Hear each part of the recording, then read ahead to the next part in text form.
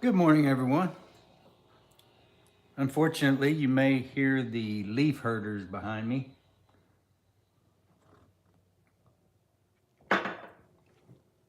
Through the windows of the apartment here in Deep Deuce of Oklahoma City.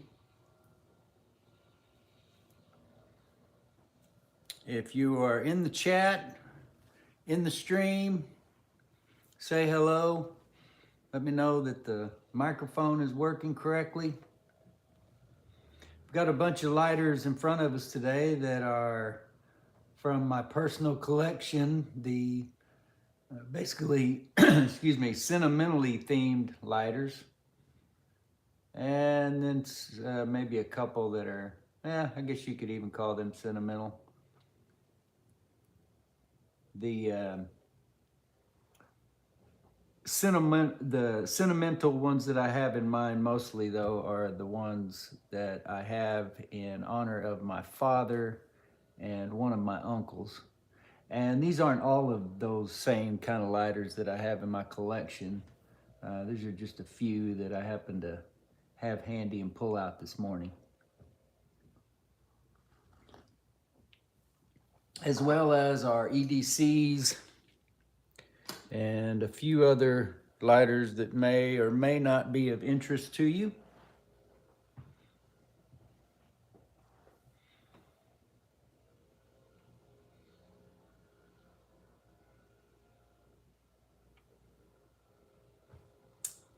Good morning, Dylan. Glad that you're able to join us.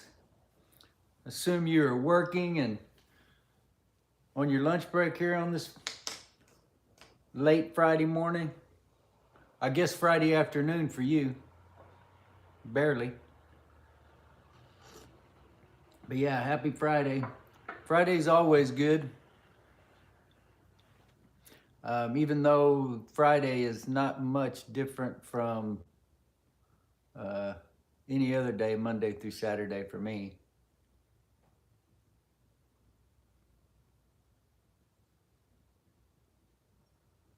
Although Saturday I don't do, I'm willing to work on Saturday, but I don't do a lot of work on Saturday because it seems like that's when I mostly have time to spend with my family. Or I should say, they all work, so, or work full time, not retired as I am, or, trying to work a job that doesn't pay like the website. But yeah, most of them are busy Monday through Friday. So Saturday's kind of a day for that. Oobla doobla. I hope that it's a good weekend for you. Very hot here in Oklahoma City. The forecast shows, I believe, over 100 degrees every day for the next week. But we've only actually hit it once so far this year, and that was a couple days ago. So, all things considered, not too bad. We had that year, well, I guess 12 years ago now, 2011, where we had, it was over 60 days of 100-degree heat.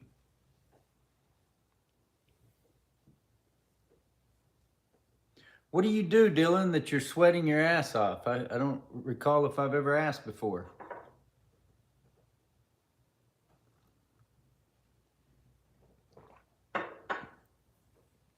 You're not a security guard, are you? Somebody in the last couple of weeks, I believe, was a security guard. Oh, yeah, that sounds like challenging work for sure. My son is an electric lineman, and so he's out in the heat, up in a bucket or up on a pole a lot. I guess any time of year, and whatever it is that he's actually focusing on now, or the contracts that the company that he works for is focusing on. Apparently he's out in the heat even more than he had been the summer before. So I feel for anybody who has to spend time. Early on in my adult life, I worked in a machine shop manufacturing drilling expendables, and I didn't have a big hand in the manufacturing part. I was more the assembly and shipping part of it. But there was no air conditioning in that job, and it was a pretty dirty, miserable job. It was hot, and you know, painting and breathing in paint. That was part of the assembly process. And you know, I've done plenty of hard work at the U.S. Postal Service, but that work most of the time, except for one exception I can think of during that first UPS strike back in the 90s, when the Postal Service opened a hub to give them, I don't know really what it accomplished. They had plenty of room out at the annex that they already had open. They opened up a hub that was kind of halfway between the annex out by the airport and the main processing plant, which was in downtown Oklahoma City at the time. And during that time, they looked for volunteers to go over there, and especially for overtime. So I spent some time over there. I think that was in the summer. I can't remember for sure. It was definitely during the summer, but maybe not. It could have been right at the beginning or at the end. I don't remember the months, but I remember the heat being an issue. But I was pretty young back then, in my 20s, and I don't know, heat didn't really start affecting me. Kind of like cold. Neither one of them really started affecting me until I got up into my 40s.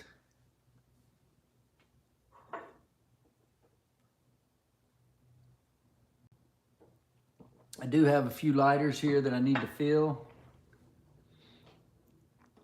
I believe it was last Thursday when we did the stream that I last filled the Yellow Flame butane insert, and it is now out of gas. And I haven't purged it I've probably filled it 5 or 6 times now since the last time I did a video on that.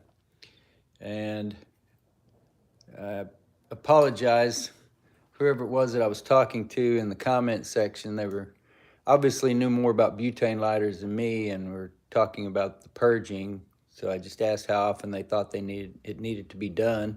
And they said definitely not every time. So I have been just filling it as it needed without purging it. Probably, like I said, probably 5 times or so. And hadn't really seen any negative impact of that yet, but I'm gonna go grab my little dab tool that I use to purge that with and go ahead and do that and refill it. Good morning, Professor. Glad that you are with us. Enjoyed watching your instrument tuner video earlier.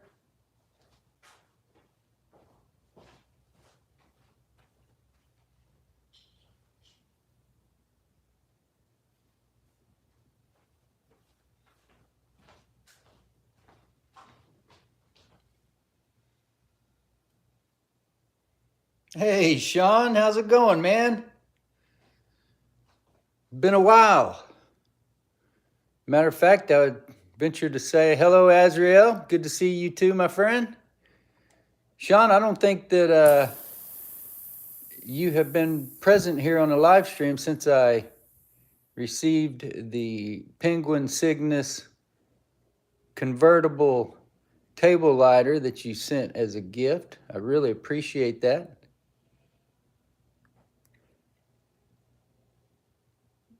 Thrilled to add that to my collection, which if you saw that video, I think now is up to 17 pocket lighters, 3 complete large table lighters, and then the one you sent. So total 21 lighters plus 3 parts lighters. So that is empty of the excess air, butane, whatever else is in that tank. There's no hiss coming from that now.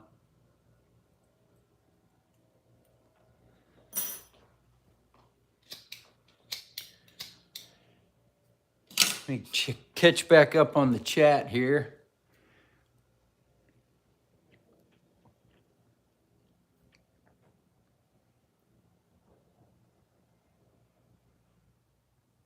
Yeah, I appreciate you being here, Professor, even if you can't comment.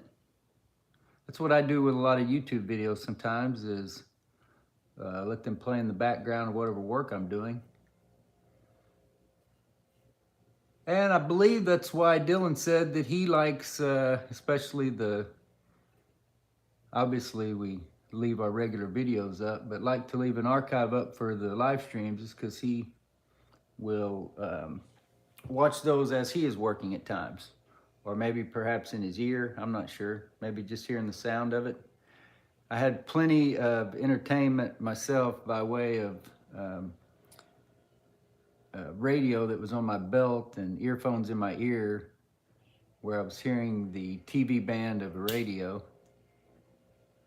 during those long, boring nights at the U.S. Postal Service.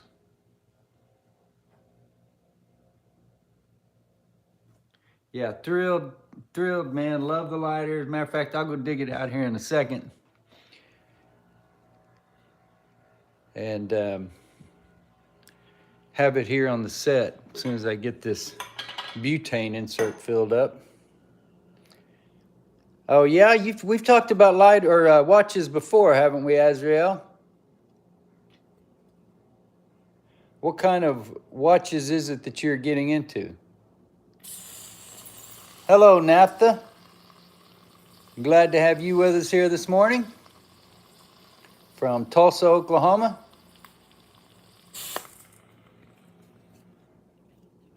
I didn't really count when I did that, so I'll give it another pump here in a second. I assume things have heated up in Tulsa just like they have been down here in Naphtha.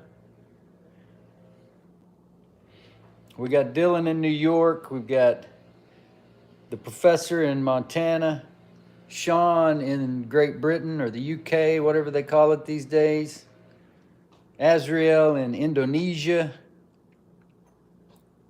and Naphtha up in the northeast corner of the state of Oklahoma. Well, northeast corner compared to where I'm at right here in the central part of the state.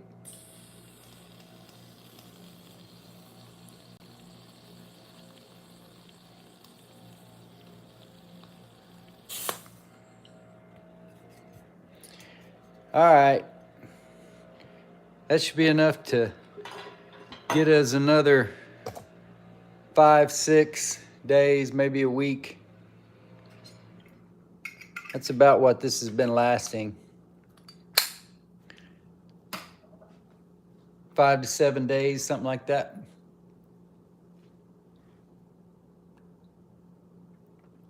I'm gonna have to do some adjustment. I got my background over here from the main set that we have used for our videos since, when 2018, I think July of 2018 was when I created this channel. But I didn't like the perspective that the shorter tripod gave, so I got it on this higher tripod. But then the field of view is different on the YouTube stream than it was just when I had the camera open looking through the viewfinder. So I've got some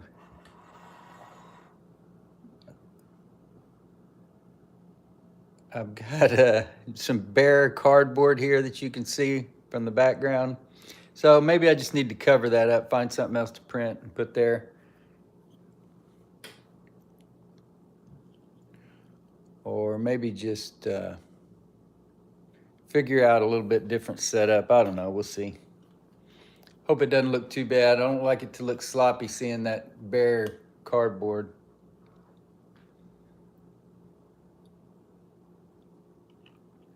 Our background has changed quite a bit over the time. Certain things been covered up, other things in the forefront. And I hadn't really changed much of it in a while. I've added a postcard here that somebody sent me with a lighter that I bought. I don't know if they did that for everybody that they sent a lighter to, if they had a bunch of old postcards sitting around, but I assumed it was because it was Oklahoma related. think that's a, whatever that is up in Bartlesville. Somewhere up near where NAFTA's at now.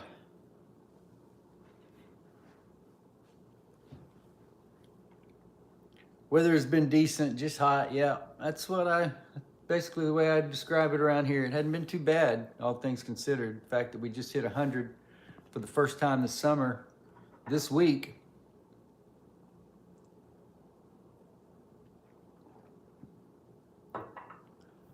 But it does look like we could have some prolonged heat coming our way. At least the forecast this morning.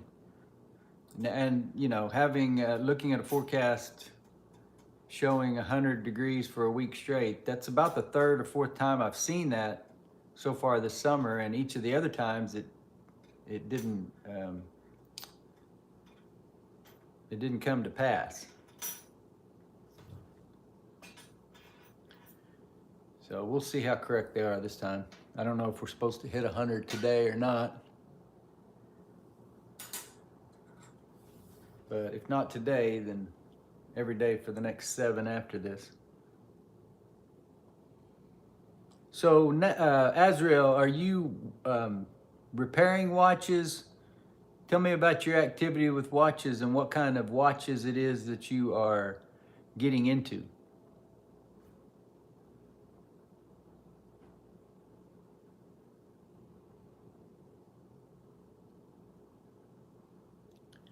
Yeah, I understand what you're saying, Professor, and wearing a watch is sort of like putting an old petrol lighter in your pocket and using it, which you can see the Storm King that we fueled up last week. I think that was last Thursday, so working on its 8th day now. And admittedly, I have used the butane insert in the Zippo more this week than I have the Storm King, but still got plenty of fuel in it. But just like it says something about your maturity and sophistication that you have an old petrol lighter in your pocket rather than a Bic, even a refillable butane lighter as opposed to a Bic. But the same thing with a watch. I think it says something about you, but you can see I don't have a watch on, and actually I don't even own one anymore.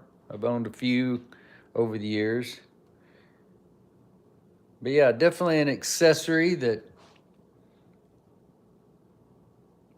says something about your style, I think, just as much as your need to tell the time.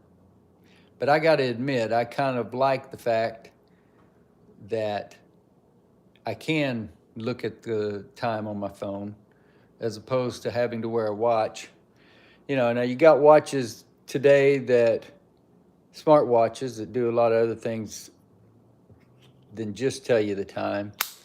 But, you know, when you've got a phone in your pocket already, it seems kind of redundant to me to wear a watch. But I never said I was the most stylish fella out there either.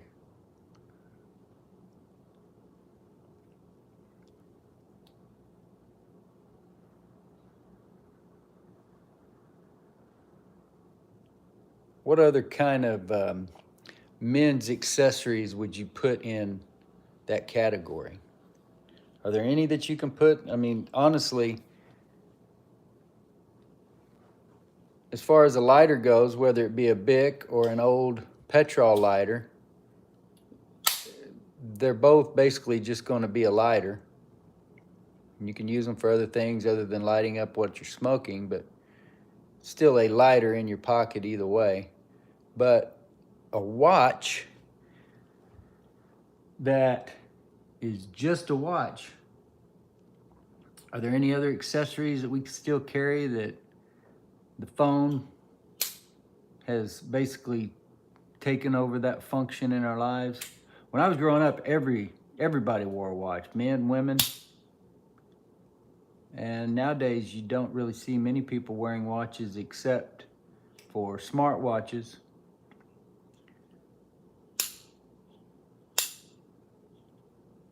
I really can't think of another accessory, and I'm sure you guys will point some out, but I can't think of one that has kind of gone by the wayside like the watch. Even clocks. You don't really, I mean, I'm staring at a clock on the microwave and on the stove over here. But as far as putting clocks on the walls, people don't really put clocks on the wall anymore either. So many ways to tell time on your computer screen or phone, or I guess smart TV probably tells you what time it is also.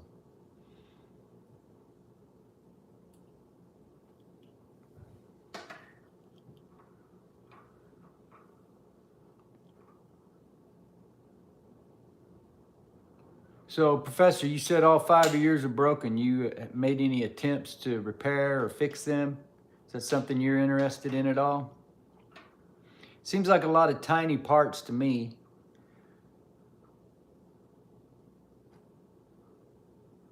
But you're a handy fella, so I'm sure that it's something that can be done. There's plenty of folks that do it. I hadn't gotten around to trying to watch any YouTube videos of people repairing watches.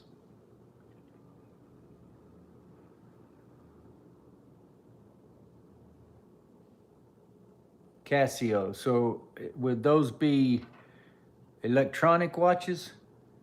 Or didn't Casio make the calculator watch?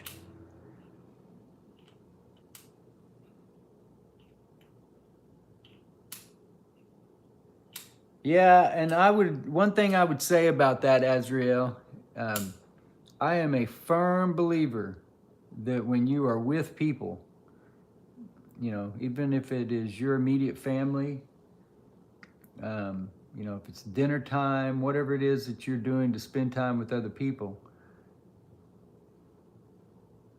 or, even your friends, family, people that you don't, not your immediate family that you see every day.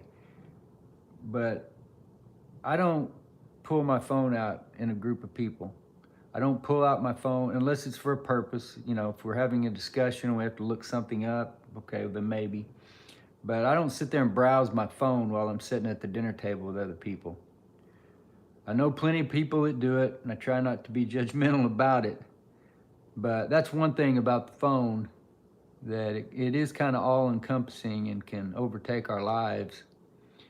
And I think it can also, especially, maybe it's different. I know that younger generations use their phones a lot differently than, I don't feel like an old man, but at 52 years old, I'm older than a lot of people. And, I know some people don't want you to call them, they just want you to text. Different generations look at it a little bit differently. But to me, if my attention is on my phone, then I can't have my attention fully present in the conversation or whatever experience that we're supposed to be having right now. So that would be another reason to have a watch. That would be another good side effect of having a watch is, even though, like I said, I don't pull it out to browse. I do occasionally pull it out just to see what time it is, and even that seems like an intrusion, where just glancing at my wrist might not seem so invasive.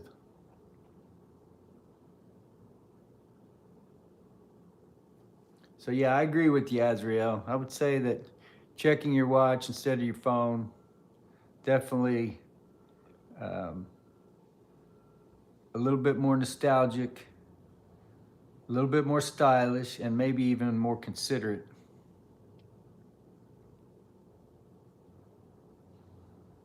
Yeah, Sean, I would say that the gas, but you got to understand too, when I say that the gas Zippo is going to last about the same as the regular, as the petrol, which I don't have another Zippo out here, but I got this Storm King. understand that I use both. And obviously, even if you don't use the petrol lighter, within a week or so, at most, maybe 10 days, it's going to evaporate out all its fuel. So if I did not use the butane insert as frequently, then it shouldn't evaporate like the petrol fuel does. But yeah, uh, putting it to a lot of use this last week, it lasted me about a week. About a week. Which petrol, or regular petrol Zippo, I'd be lucky for it to last the same amount of time putting it to the same use.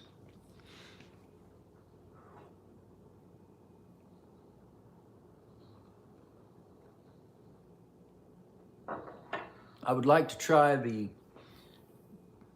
pipe butane insert, and but I really like that yellow flame, the soft yellow flame, a lot.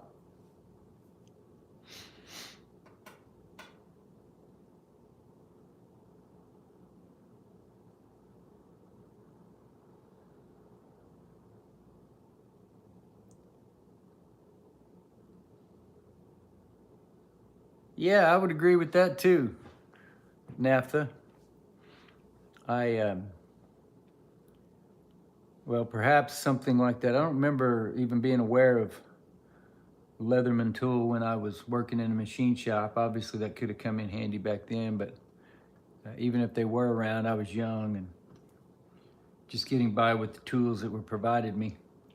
But most of my job at the Postal Service, it was keying type work. It wasn't, some of it early on was manual type labor, but until I got over, I did just about everything a clerk could do. But yeah, a Leatherman wasn't something that, I wasn't ever in a maintenance type position, or, there was no crossover from one craft to the other. As a clerk, you didn't try to fix a machine or a piece of equipment you were working on. But I've known plenty of other people. My brother, my dad both worked as mechanics, or did work as mechanics out at Tinker Air Force Base. And several people in similar type positions. I've known a lot of them that carried a Leatherman on their belt. And it is a cool, nostalgic, quality tool. I've used a Leatherman or two at times when I was hunting. I've got one or two around somewhere. It's been a few years now since I've done any hunting, but hopefully one of these years I'll get back around to it.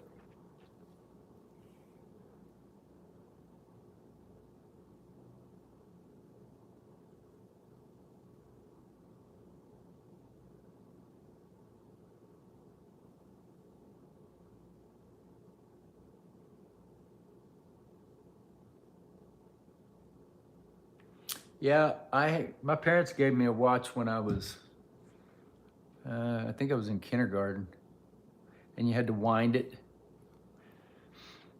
And then I had other watches through the years, but most of them had batteries. It's an interesting, hobby or niche or interest to get into. I would certainly be interested if I could partner up with somebody, because there have been times when I've had lighters that had watches on them or clocks on them that didn't work, and I just sold them as such, where it would have been really nice to have the watch working.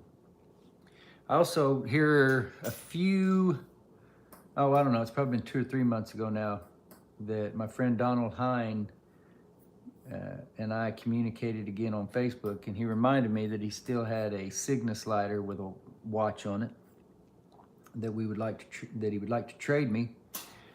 And it seems like maybe he's got a couple other roller lighters as well. And I have put together, or I've been accumulating, kind of setting things aside as I saw them, and it's not much. I've got a sterling sleeve for a Ronson Veriflame butane lighter, and I'll have to see what else I can put together that I might be able to trade him. But I don't know if that watch works or if it'll need work, but it would be nice to be able to partner up with somebody or come into contact with somebody here on the YouTube channel or Facebook or wherever. Or if one of you guys pick that up, then I could just start sending the non-working watches, and maybe we could do some collaboration type videos. Anyway, that's to say that I'm very interested in that kind of thing, old watches. I'm just a little bit reticent and not sure that I would really want to tackle that myself. But yes, I agree with you. It's a cool thing to have an old watch that, you know, especially the kind that they don't make anymore. But even the electronic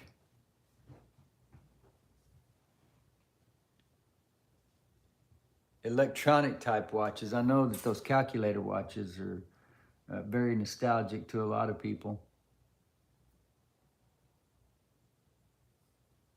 And some of those, you know, like Rolexes and some of those other brands are a lot like Zippos in the fact that, you know, they can be dated and identified precisely as to what model and when they were produced and what features they have and all that kind of thing.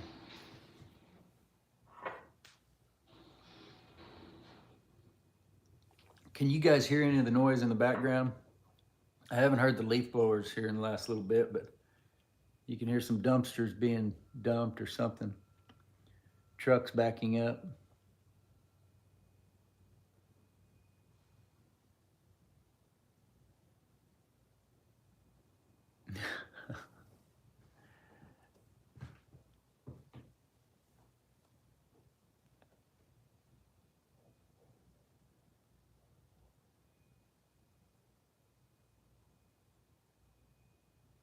Yeah, I've got a repair shop literally like 2 doors down from the place over in Mesta Park.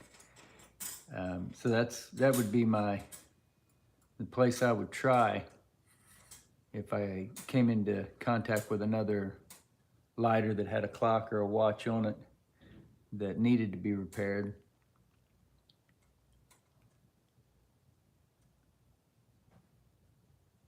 Hello, Boo Rock Beer. Glad that you are with us. Glad that you were able to join us this week.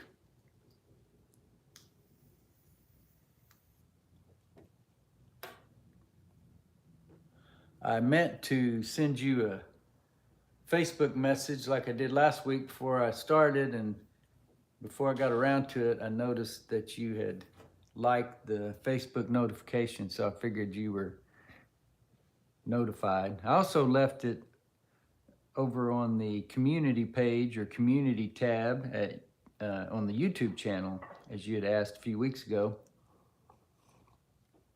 And I really like that they have finally got around to adding that to the mobile, what's the word? Before, the only place you could see that community tab was if you were on a desktop. You didn't see it on your phone or iPad. But here in the last couple months, they've opened that feature up to mobile devices too. So I really like it. But the thing that kind of sucks about it is when I post a link from YouTube over to the Discord or in the Facebook group, then it comes up with it turns the link into a preview or a thumbnail or whatever you want to call it. It shows you, you know, at least a still photo of the video. But when I post that over on the community tab, it doesn't do that. So today I was having some problems earlier. I don't know how it happened, but somehow in the last week, my phone had gotten set to where the phone wouldn't rotate when it got turned sideways. So when I went to take the thumbnail to set this live stream, it took it in portrait mode rather than landscape. So then I had to go over and take a picture. So I just posted that along. So at least I can work around that. But I wish I could just post the link over there on the community tab. Hopefully they'll get that fixed soon. Surely if Facebook can make that possible, and even Discord, I don't understand why those links don't show up more user-friendly on YouTube's own platform. That doesn't make much sense to me.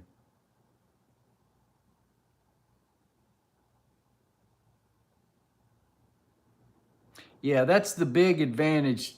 Well, other than the stronger flame, I've written an article about that. I did a video or two about it.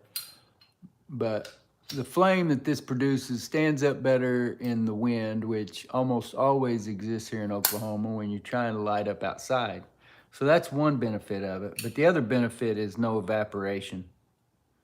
I think John of J-Row Lights mentioned in a video of his that I was watching the other day, or maybe it was a comment, but he said he had, I don't know if it was the soft flame or one of the others, but he had fuel in it for over a year and it was still working. So yeah, that's the big issue, the big upgrade with butane. Other than the ability to give you different kinds of flames, like the blue torch or soft yellow, whatever, you also don't have evaporation.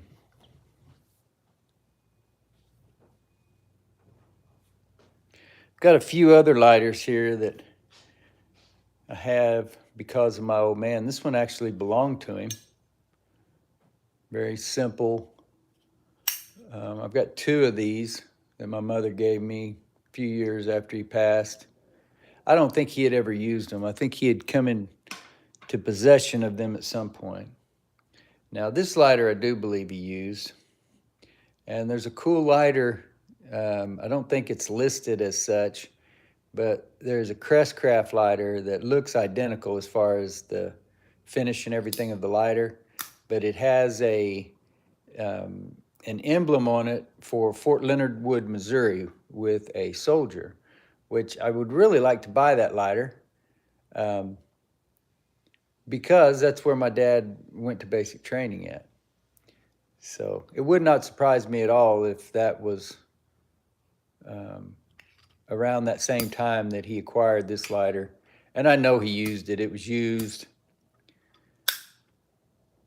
I believe, when I was a kid, that this was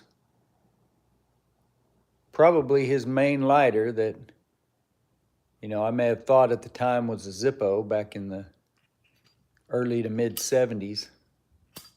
But actually Crestcraft, made in Japan, and one that I've used quite a bit. And I've done a video on that one before as well.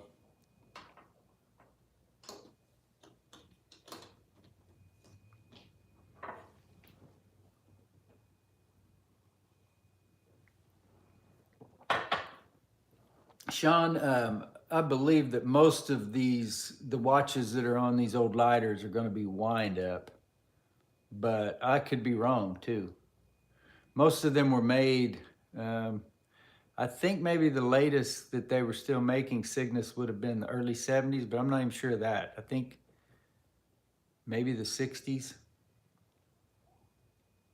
Definitely in the 50s. So 50s, 60s, maybe 70s. What did you mean, Azrael, about ATM card calculator? Oh, Casio made a calculator that was the size of an ATM card? Yeah, I could see where that would... Thin calculator could come in handy, one that you might be able to fit in your wallet. We were talking last night, you know, it's so interesting now that we post photos to YouTube and all these other social media outlets, straight from your phone to YouTube, Facebook, all these other places.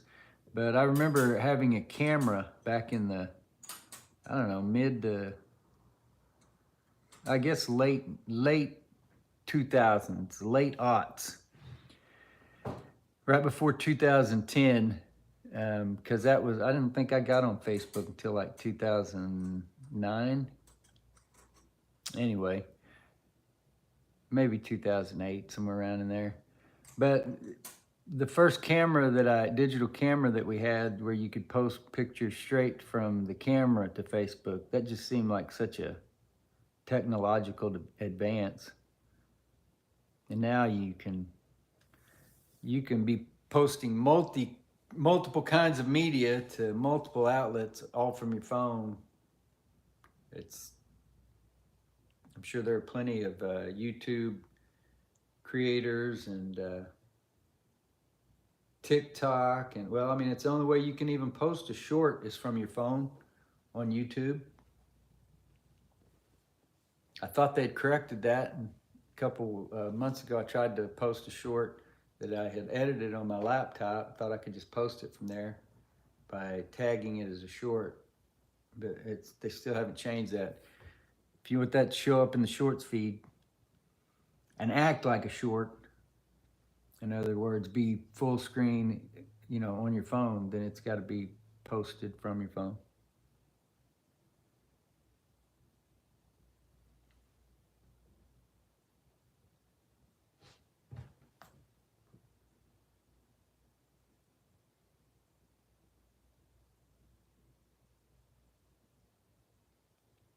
So, do you feel the need though, Scott? Are you constantly not knowing what time it is, or do you just is it like a comforting thing, or, is it more of like a design thing? Like a cool, kind of like lighters. It's cool to have old lighters. It's cool to use old lighters to me. Shows a lot more sophistication and maturity than just carrying around a piece of plastic junk that's bad for the environment. And, there's nothing cool about using those big lighters. No offense, Azrael. I always forget that you said the plastic lighters are what you were used to, what you were able to get a hold of. And I'm not trying to be judgmental of what anybody else might collect. I just think it's more responsible to use a refillable lighter rather than a plastic lighter. That the production of that product in the first place is going to be damaging to the environment, and then it may never even get used.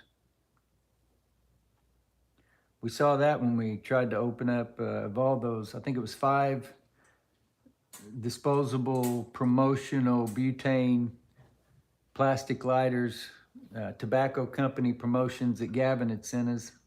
And I think I opened 4 of the 5, and all 4 of them had already leaked out their gas.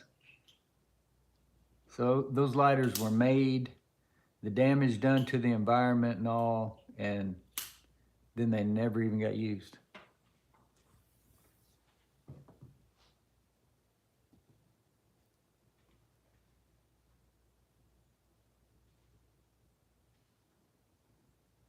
Yeah, so you saying ADHD makes me think yeah, who knows, maybe something from your childhood, maybe there's something reminiscent about it.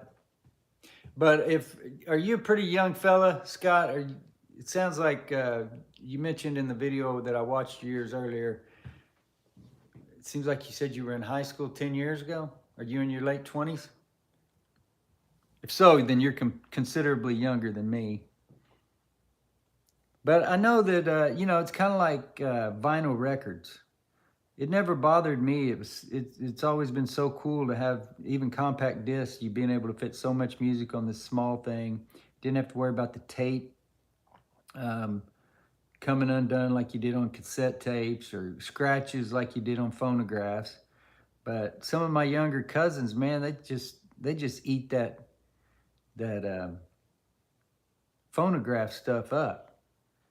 The actual records, as opposed to a digital copy, which, I love music. I'm not a musician at all, but I've listened to people who are a lot smarter about music than myself. People like Bob Dylan, who claims that digital music isn't music at all, that there's too much that's left out in the process. And I don't know, it all sounds the same to me. So, you know, we went from these big records that, you know, could be scratched and they're all cumbersome and you need this big piece of equipment to play it on, to now you got it all on your phone or, you know, little thumb drives or wherever. It can be stored, vast amounts of it on very small devices. And I'm good with that. Whatever it is that somebody like Bob Dylan may be able to hear in the difference doesn't show up in my appreciation. I'm not saying that a record being played doesn't sound good, but I don't believe that to my ear that it sounds any better than a digital copy.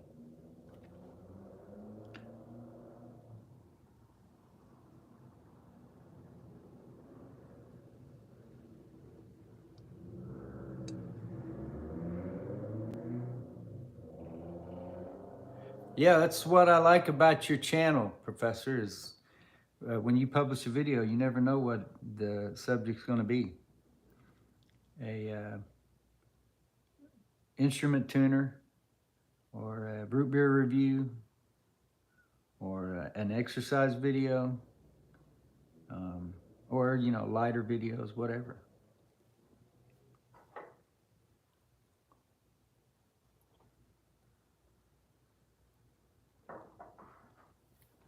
I think grandfather clocks are cool. I don't remember there ever being one in a house that I lived in, but I've been around a few.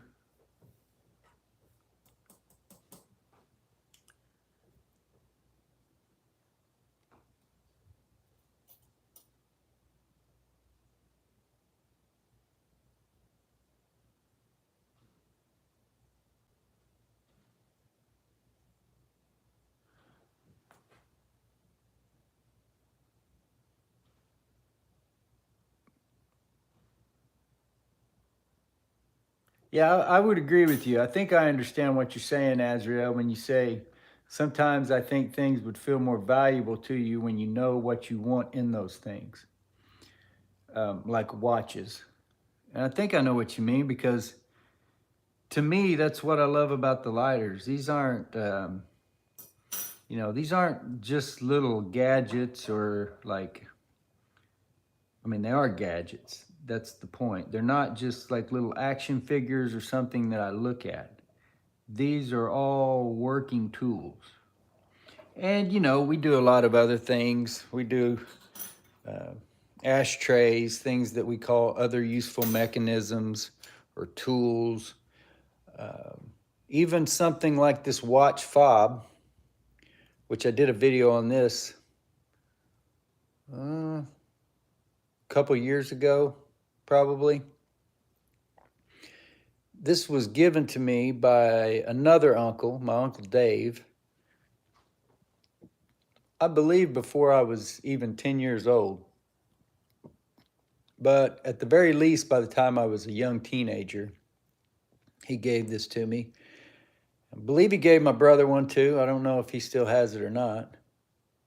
But this was a watch fob that belonged to my grandfather, who I never met. Yeah, there you go, Azrael. Ashtrays, tobacconana, and other useful mechanisms. And I've had this watch fob for all these years, and I've never had it attached to a watch. But if I did, once again, you may not think of it so much as a tool like you would a lighter, but it is, because it's giving you easier access to your watch rather than you having to dig it out of your pocket. You just grab the fob, pull it out of your pocket. Anyway, so yeah, I think I know what you mean when you say there's more value to you when you know what you want in those things. Because those things actually have a value and perform a job. They're not just something to be admired.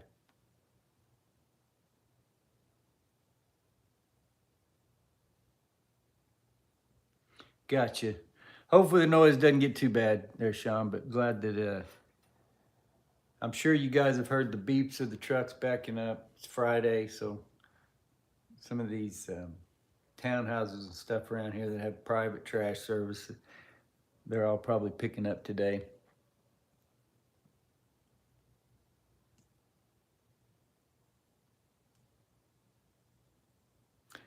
I enjoyed seeing your videos this week. The only one I specifically remember right at the moment, Boo Rock, is the um, cigarette roller.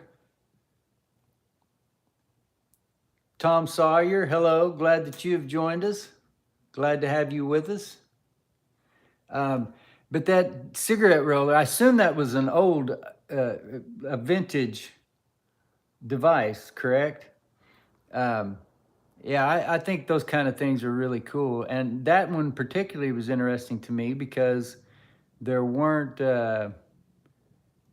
either, what's the word, like, there weren't any fallible materials in it. There were, you know, I've seen a lot of the kind that have like a rubberized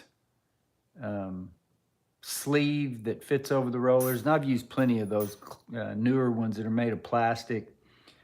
But that cigarette roller looked like it would stand up over time and did a decent job. I rolled a lot of joints with I don't remember whether it was Raw brand or what's the other, can't think of the old brand that had the guy smoking on as the logo. One of you will think of it, or I'll think of it later. But anyway, yeah, I've used a bunch of those rollers, but not a vintage one like that video that you posted on Facebook the other day, Burak. That was really cool.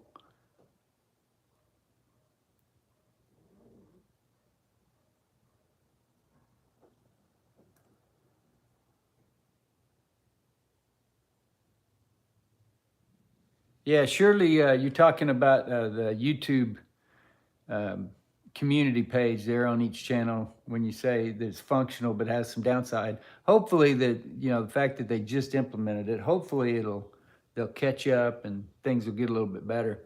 But it's not you know, once I realized that, I probably should have done that before, gone ahead and snapped a picture of what the scene was going to look like here, and then I could post it along with it.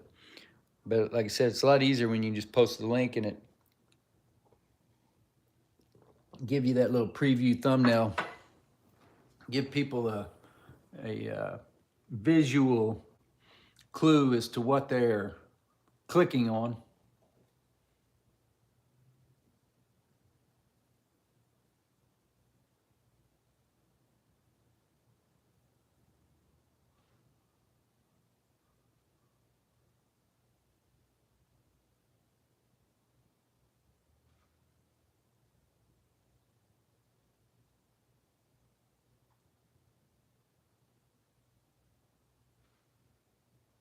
Okay, I'm familiar with the Casio brand, but yeah, I wasn't much of computers back in the day. I didn't understand them. You know, as they've made computers more user friendly, then I'm able to use them. But a lot of it's still very confusing to me. I'm not a very mathematical kind of guy. I'm more of a hands-on. Too many things juggling around my head just lead to confusion. I need to have them in my hands.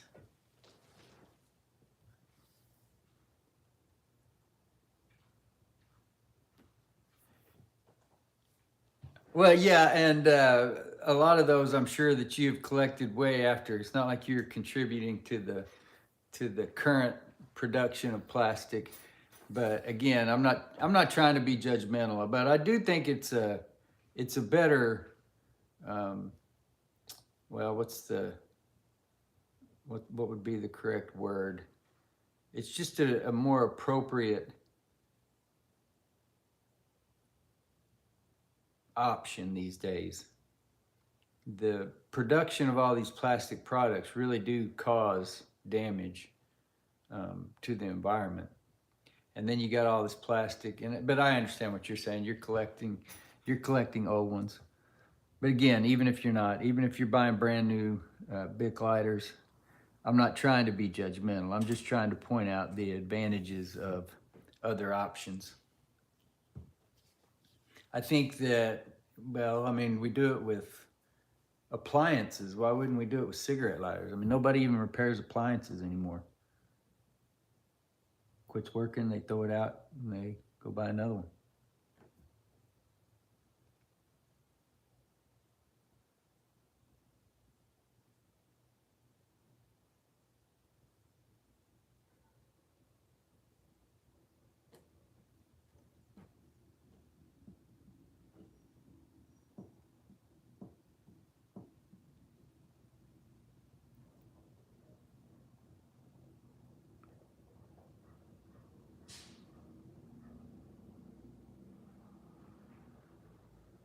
How late does it stay light in Montana?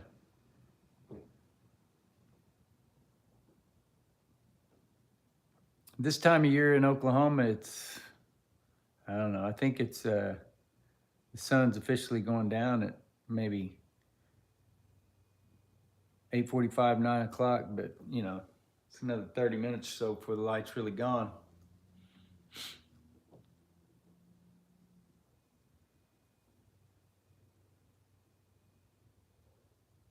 Yeah, I don't know. I don't see clocks at all anymore. And now that we've been talking about it, Azrael, I'm trying to remember. If I don't really remember even seeing that many clocks in the antique malls and um, flea markets and places like that I go around here.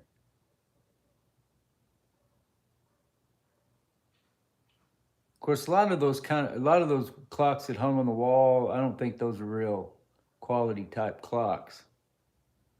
Cheap decor more than a precision instrument.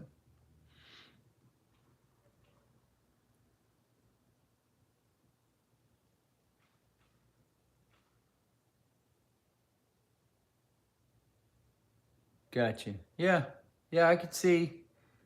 Like I said, it typically doesn't do anything else unless you got a calculator watch like Azrael's talking about. But yeah, I can see where people. Um, I don't wear. I, I don't wear a lot of jewelry. Don't have any rings that I wear right at the moment. I do have earrings in both ears, so if I'm gonna wear an earring in both my ears, then I guess there's nothing at all wrong with wearing a watch, because like I said, at least that watch serves a purpose other than just, you know, looking good. But it may look good too. So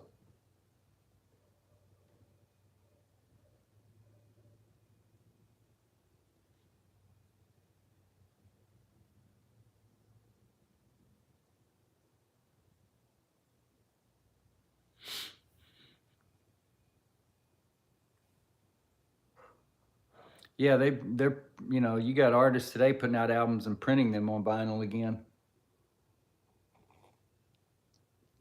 I don't really understand it. But it's something old, something kind of nostalgic and cool, I guess. Nothing wrong with that. But like I said, you can store so much more music on a digital device and then play that over to a Bluetooth speaker. A lot more convenient and on demand. Yeah, I don't know. I don't know if those cassettes. So you say you collect cassette tapes now, Azrael? Do you still listen to them?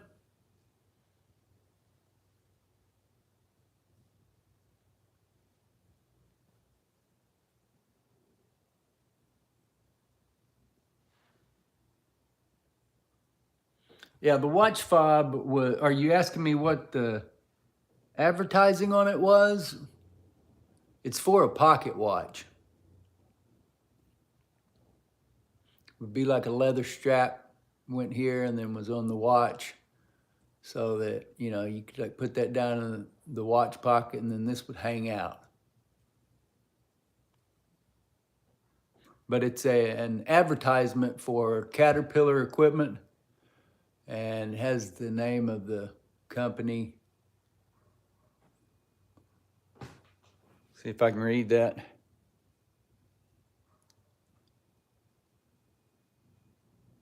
Hoover Equipment Company, Oklahoma City, Oklahoma, Altus, Woodward.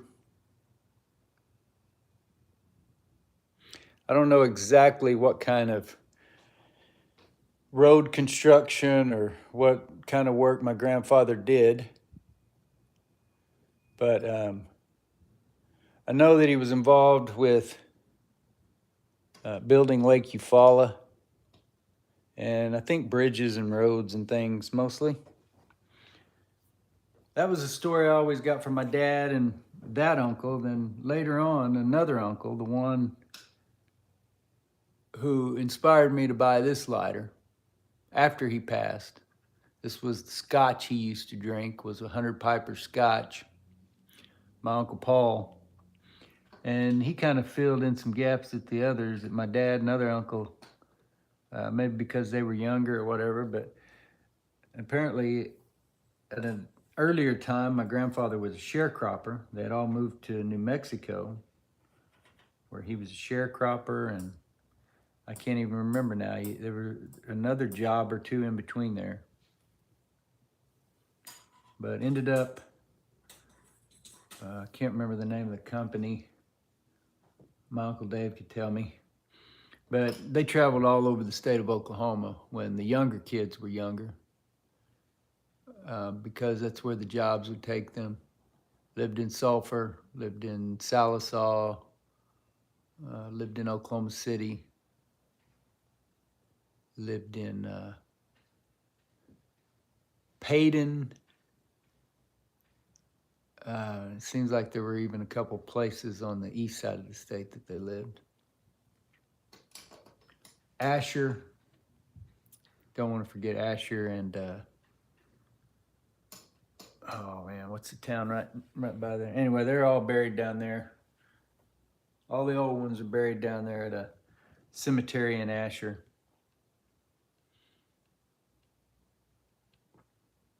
Hello, Chuck. Glad that you have joined us today.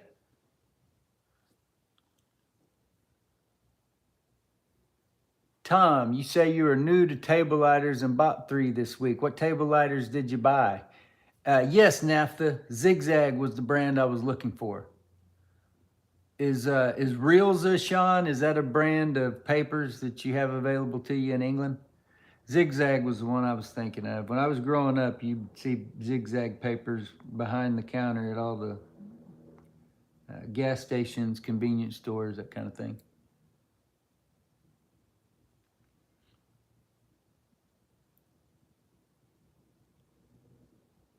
Yeah, cigarette rollers are really cool. And like I said, you can, I haven't personally owned any of the older ones. I've owned several of the plastic type, I think made by Raw, and they work really well, but they're not gonna hold up over time. That plastic or rubberized mat that they roll the paper with is gonna wear out. But I have had a few of those vintage type ones in my hand, just looking around at flea markets or vintage vendor malls and that kind of thing. And I think if I ever did come across one of those that you had in that video, Burak, for the right price, I would be tempted to pick it up, just because it looked like it was all metal, which makes me think it'd be easier to clean, not going to be as prone to failure or filthiness. Everything's going great today, Chuck. Just visiting with all you guys on a Friday. Published an article on Wednesday about how to go about dating your Zippo lighters, and got links to all the resources that I use in that video or in that article.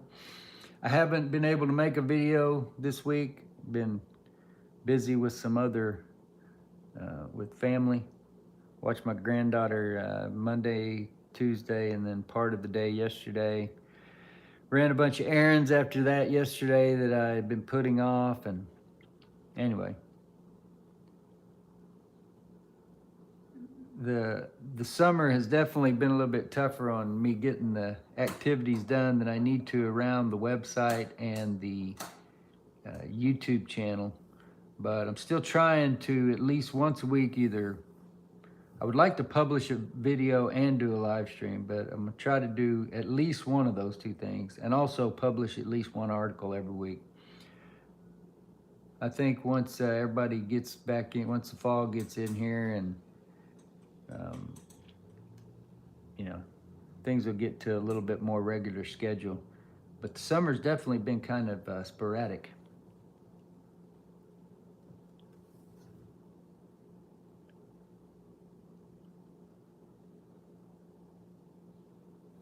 Yeah, I agree with you, Chuck. Table lighters are cool. It's not, you know, kind of made a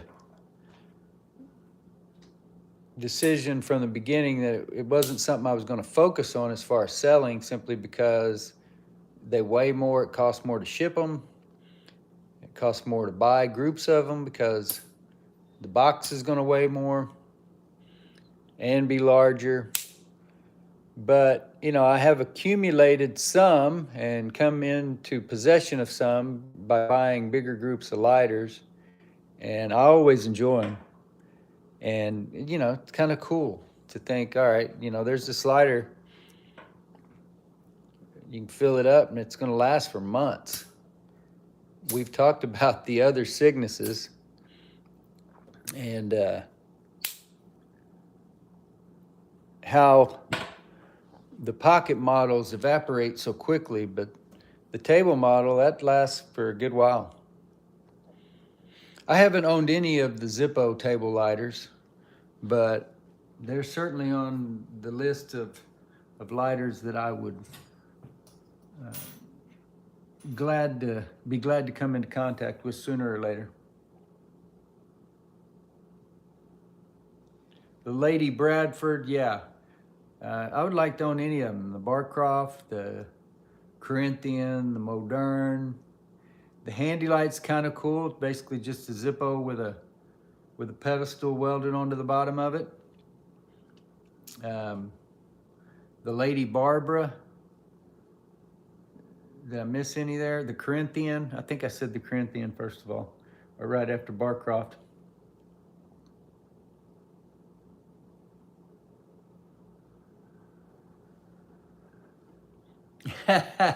You're saying that when you look at your digital watch, you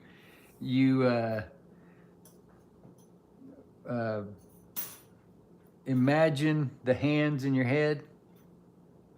Yeah, that's one thing that's kind of different. You know, I was taught to tell time when I was probably 4 or 5 years old, and nowadays a lot of people are never even taught how to tell time from that kind of clock, because they just never use that kind of clock.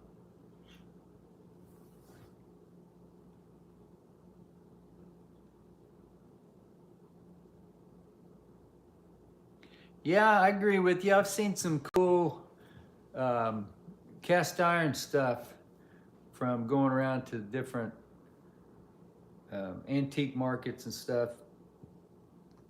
Waffle irons. Really cool gadgets. Expensive, some of them. But yeah, some of the enameled or porcelain pans, those are cool too.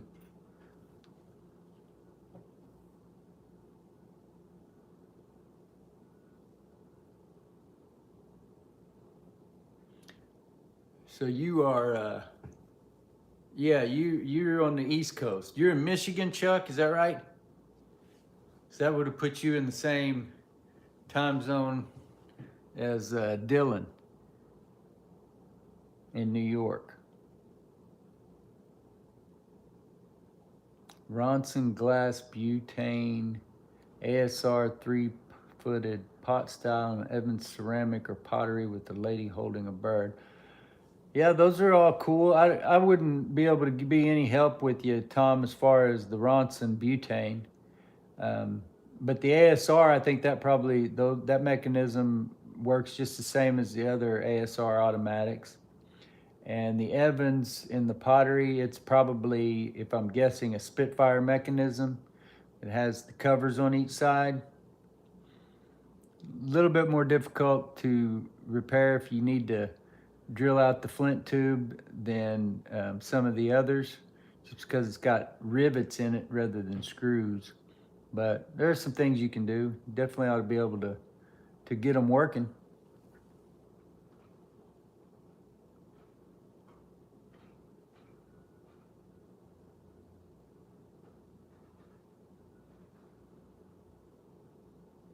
Yeah, I hadn't even really thought about that, Sean. You take something like your Dunhill lighter, and I don't think you're quite that old, are you? You haven't been using it for 60 years. But the lighter itself being used, but even somebody like you using that lighter every day for a number of years, then yes, that would make a impact difference, a different kind of impact on the environment than somebody who's just picking up a Bic lighter every time they lose it or have theirs swiped by somebody else. And the next time they pick up cigarettes, they're just buying one there at the counter.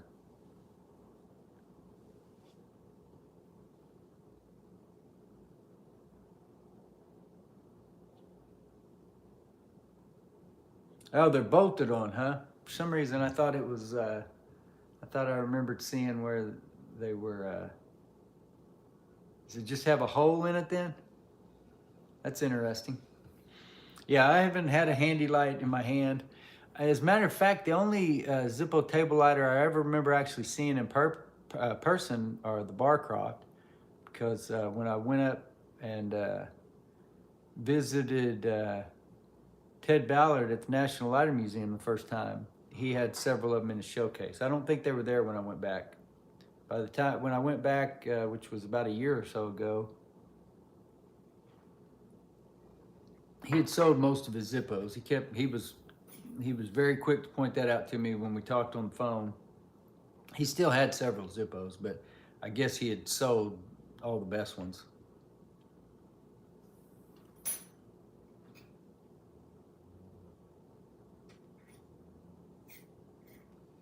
Wow, 11 p.m. Yeah, that's pretty late. Pretty late for it to be getting dark.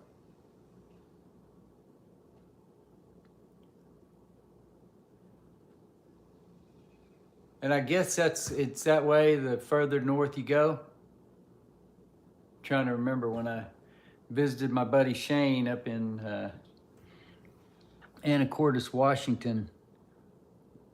Well, it's been 5 years ago now. That seems crazy to me. I couldn't remember if it got dark earlier or later. Or, of course, I was there in September. Late September, I think. So that might have been a little different. You say you just burned a CD last night. I burned a lot of CDs back in the day. Swapped music with a lot of friends and people that I worked with. That was one thing about working at the post office. It really did help to have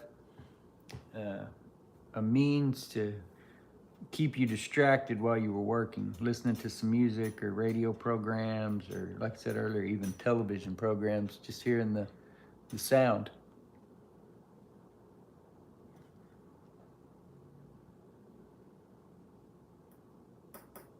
Yeah, that's I probably should keep my eyes open for stuff like that, but I'm so ignorant about it. What are, I mean, other than Rolex, we talked about Rolex. What are some other good mechanical watches that I should keep an eye on?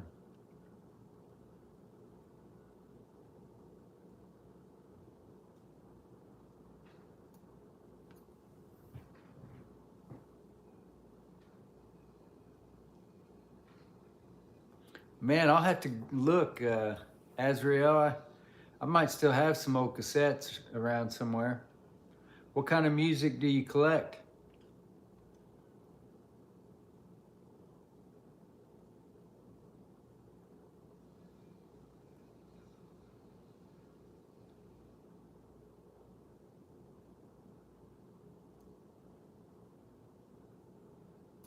Yeah, I think when I asked, that's what made me ask. That was a vintage item the other day. But you know, there's plenty of those. Just like there's a box of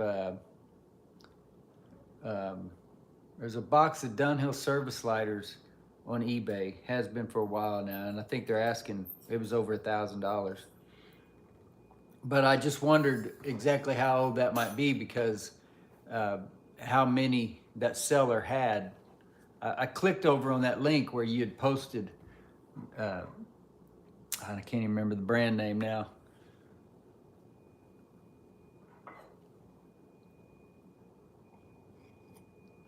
I don't remember what they were asking either.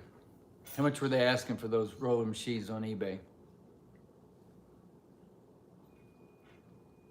That's one thing about most of the stuff that I collect, and especially, you know, stuff that I'm going to buy and try to sell because if I'm going to sell it, then I'm going to have to make money off of it. So I don't pay much for anything.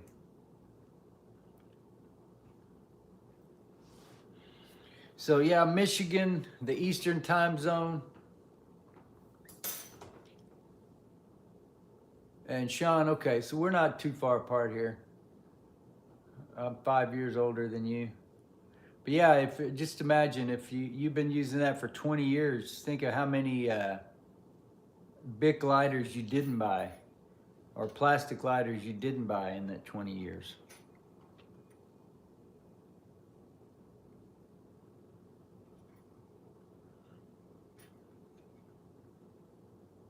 Which, oh, the Commander, so the flip top style. Yeah, those are good lighters, Chuck. The tube style, the one that looks like a nut and bolt, those are good lighters too. But yeah, I had a Commander or what's the other, is it Admiral? I can't remember the model name of those different flip top style Nimrod pipe lighters, Chuck. But yeah, I've used both types at different points and liked them both.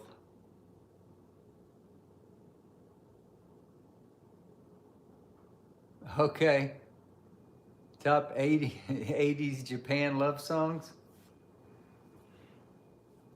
Do you listen to American music, Azrael?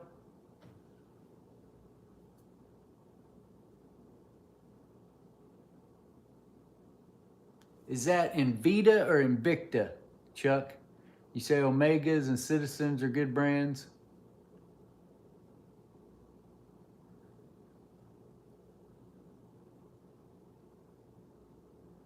Yeah, Sportsman, and I think the Executive is the leather bound version.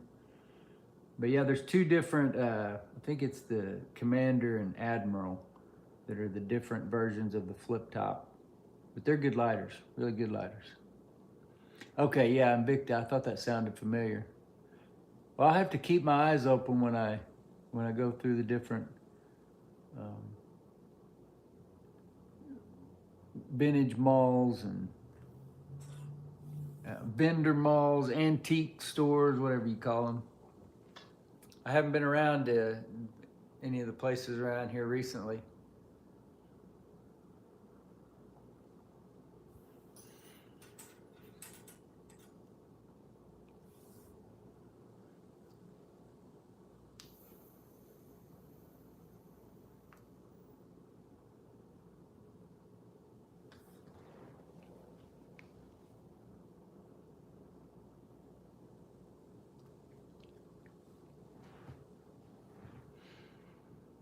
So, what's everybody doing for the weekend?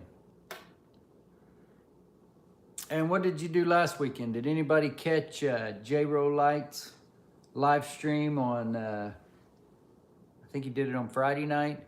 I think Zippo Fanatic 77 also did one on Friday night. Maybe it was just a little bit earlier in the night. I stopped by and said hello in J Row Lights stream for a little bit, and he was framing some Zippo advertising. That was pretty cool. Pretty cool to see those. It's something, you know, kind of like the backdrop we have here for our videos. I like the old lighter art and some of the things that evoke some of those former times.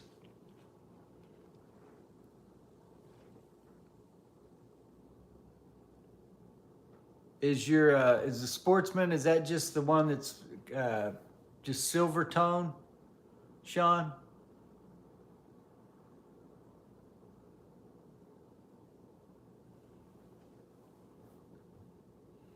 I think that was, I can't remember which I had first. I think I had one of those first, the nut and bolt looking one, tube style. And since then, I've had a couple more of those and also 2 or 3 of the flip top. But it's pretty much like a Zippo pipe insert. It's just a round hole that you're gonna suck down into the pipe. Yeah, I think the leather is called the Executive. Yeah, and you're right, they are aluminum. The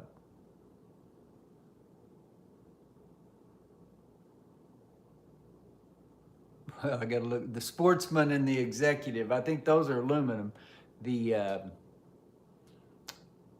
I believe the Nimrod or the Admiral and Commander, I think those are chrome plated brass.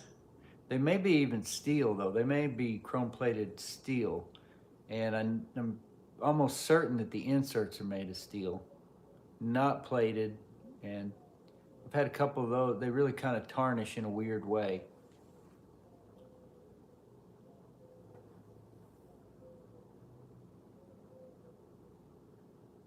Yeah, the leather one's nice, but you know, the leather's gonna wear, the leather may wear out before you, and are all the leather ones gold tone or do they do the silver tone in leather also? I don't recall if I've seen a silver tone with leather on it or not.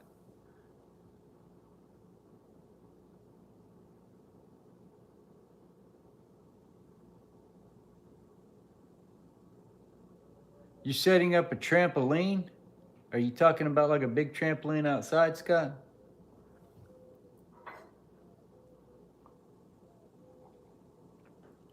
It's too hot to be hanging out on trampolines around here right now.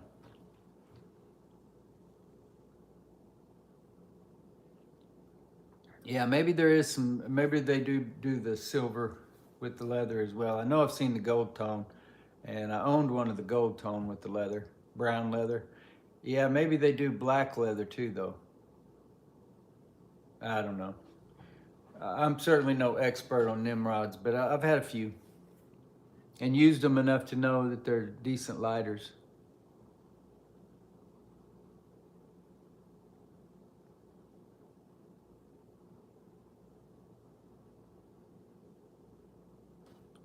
Yeah, I did. I know that that's typically why aluminum was used, but I wonder if that had a difference. Um, I wonder if they made those in materials other than aluminum before that or after that.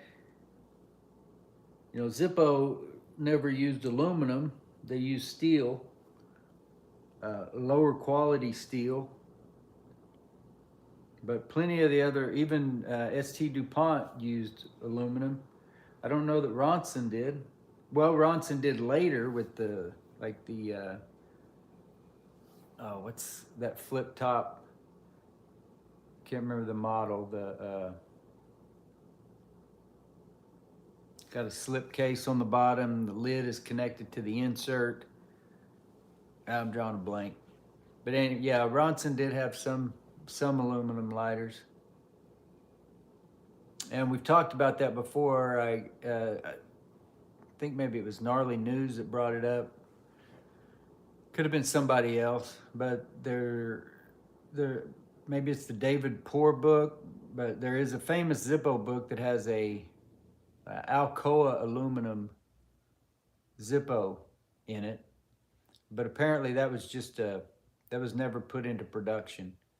Something that was explored, but they never actually produced aluminum Zippos.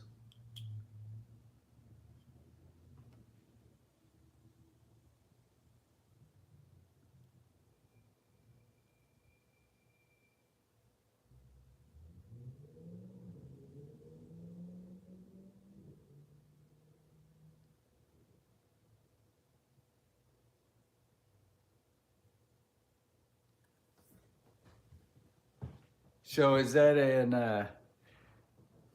a buy it now or a auction that you got going there, Sean?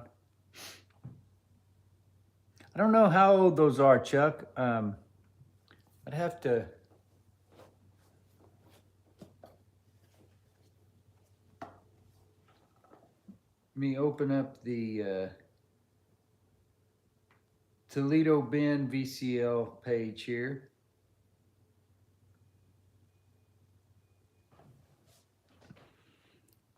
And we'll just see.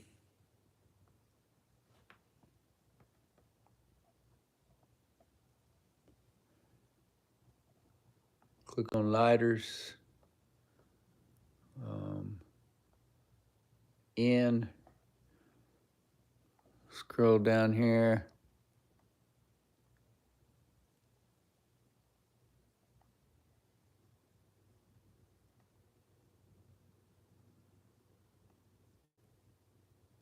Nimrod.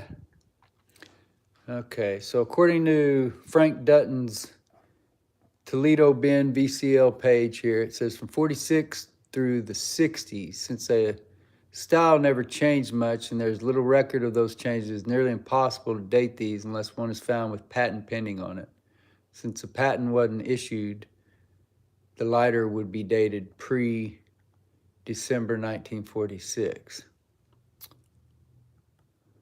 There's one with a windscreen. That's interesting. But then here they also have the Commander, which is similar to the Admiral. So I guess it says that the tube style here was from 46 through the 60s, and that this flip top style was early 60s.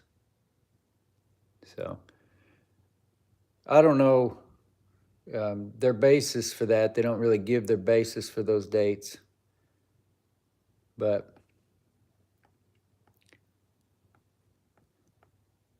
I'm not sure if any of the other sites have any better dating information than that.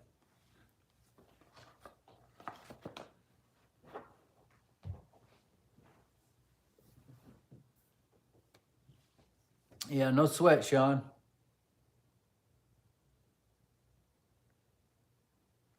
Buy it now. Yeah, that's what I do with most of mine. Most of my listings I do set price and then accept offers. And some of that stuff sells with, people just pay the price that you're asking. And, I filled a lot of offers on a lot of lighters too. I haven't sold anything in a couple months now. It's kind of crazy, but I also don't have much listed. I think I've got 13 lighters listed over there right now. And I need to get back on that. I need to get busy selling some stuff. The 3 all-in-one kits that Robert Hollingsworth sent, and some of these ashtrays. And I sold one of the lighters that Gavin Lannon sent us several months ago, one of the Zippos, and I need to do some more of that. But like I said, it's just been really hectic lately. I'm doing good to publish a video every week and write one article, and I should be, well, at one point I was publishing 5 videos a week and 3 articles. So, but it'll all work out in the long run, one way or the other. But I do need to get back, make that a priority, getting that stuff listed.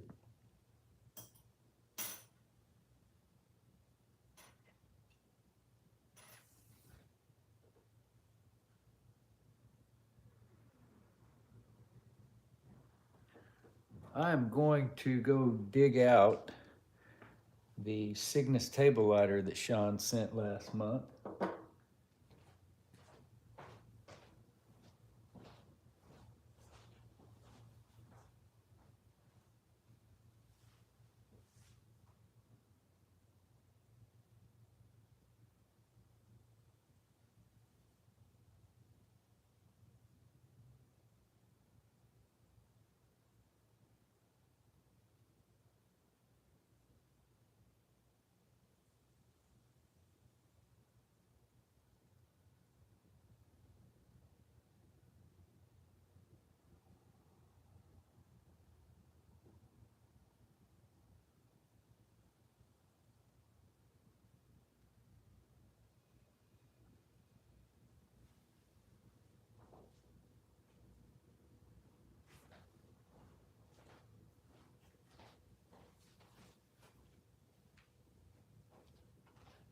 Forgot I had that container in here, just sitting on the back of my background here, holding everything up.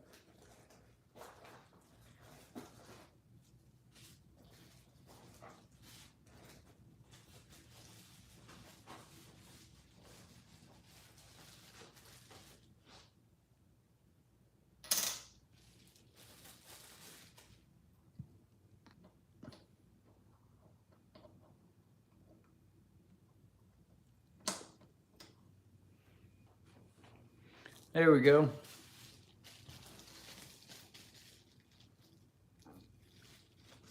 So nobody saw either one of those live streams last weekend.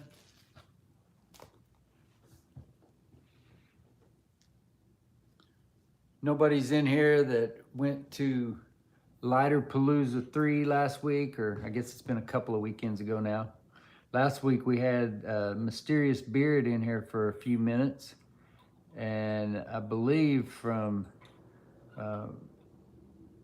something that J-Ro said later that Mysterious Beard is a really young fella, maybe a teenager even, like 13 years old. I think that's kind of cool. You got a 13-year-old collecting old cigarette lighters, collecting Zippos.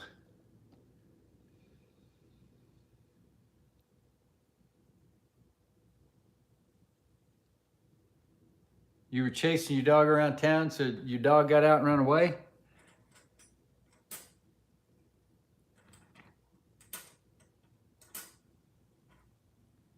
We were feeding my daughter and son-in-law's dogs a couple weekends ago while they were out of town. And my daughter's dog, which is she's a mix, but whatever she's a mix of, part of that is Vizsla. It's the thing that she, what's the word, resembles the most. Anyway, very high-strung dog. She's a great, very friendly puppy. But man, she has, she's always been high-strung. And a time or two, you know, when she's gotten out, it's been a question whether or not we were going to be able to get her corralled back up. But thankfully, she just ran around the corner to the house and we were able to get her back in. I remember once when I was a kid, a dog, when we lived in Del City, our dog got out and my dad and uncles were having to drive around looking for the dog at night, which they did find him running down the road. But yeah, it sucks when you get a pet that gets out like that. And especially if they get run over, which that's what ended up happening to that dog. Had plenty of dogs meet their end that way out where I grew up living, out in southeastern Oklahoma County.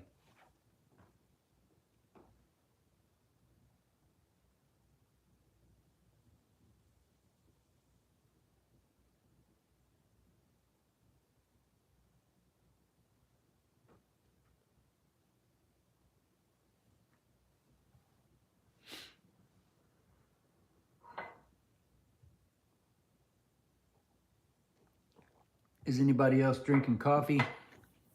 Well, we're in the afternoon now here.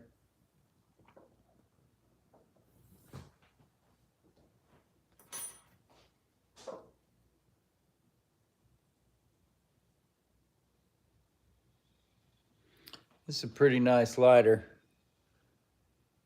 Tea.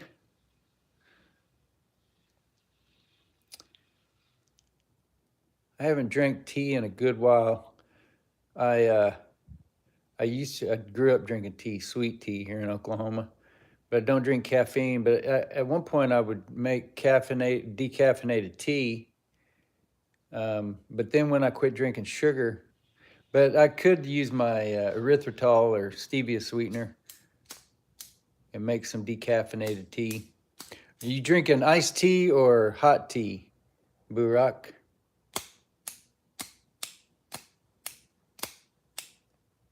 It's a pretty neat mechanism, works pretty well, but one bad thing about it is it's just got a rivet here for a fulcrum. So no screw. I've had a similar mechanism.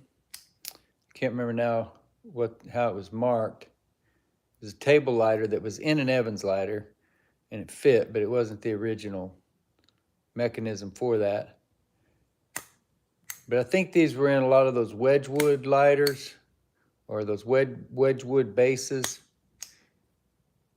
But it's pretty good mechanism. But like I said, I wish that had a fulcrum screw. I wish I could unscrew that rather than just being that. I don't even know how it's fastened. Kind of rivet cap maybe.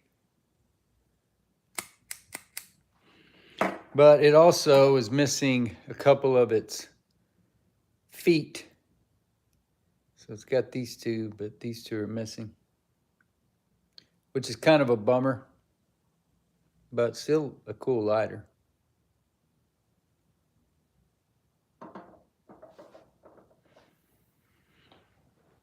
Hot black tea.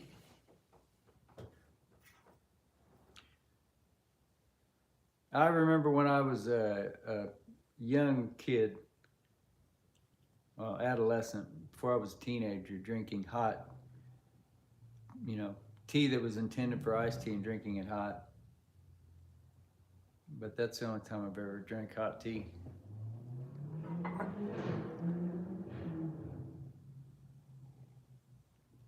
But I've drank plenty of hot coffee and plenty of iced coffee. And as I said earlier, plenty of iced tea. That's, well, I guess kind of a southern thing, sweet tea in America. And,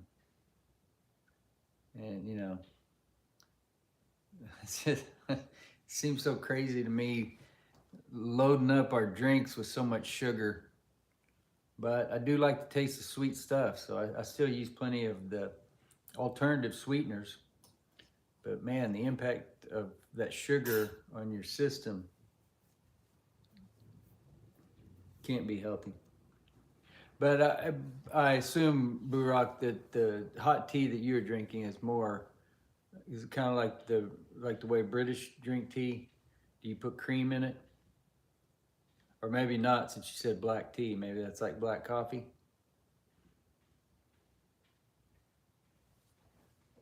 I don't know if that tea is different from what we use in America or not. Just prepared in a different way.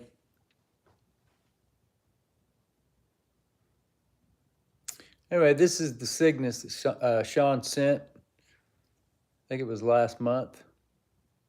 Some kind of plastic base with these two prongs. Look like they're made of brass and split. And then there's holes drilled into the base of the lighter. But this is the same size as regular Cygnus pocket lighter. So when you pull it off the base, then you could just stick that in your pocket and carry it. And it's in great condition. It's as good as any of the other Cygnuses that I have. I no longer have a brand new one. And we've used this one, fueled it up, but still in very nice condition. Just a few scratches, scuffs, that kind of thing.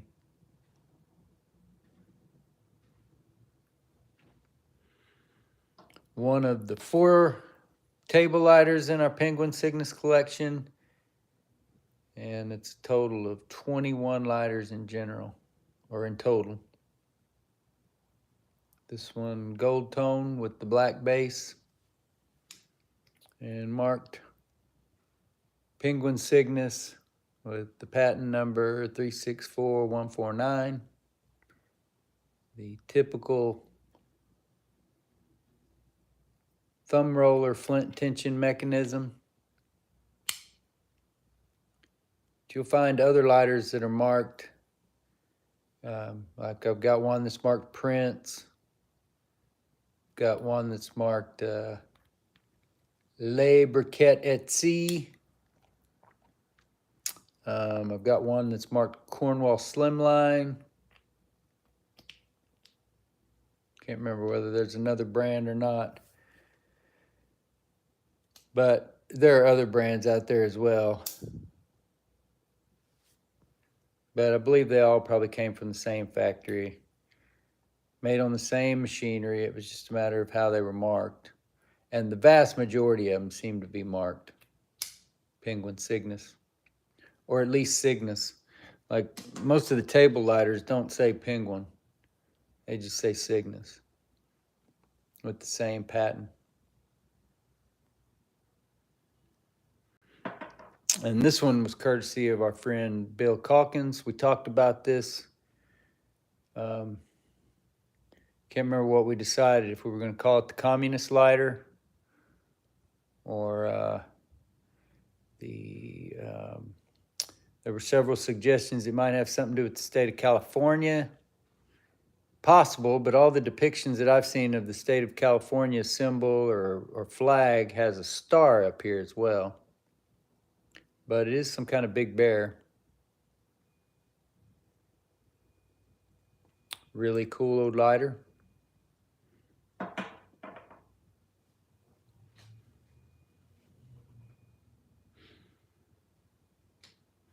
And I can't remember now where I saw it at.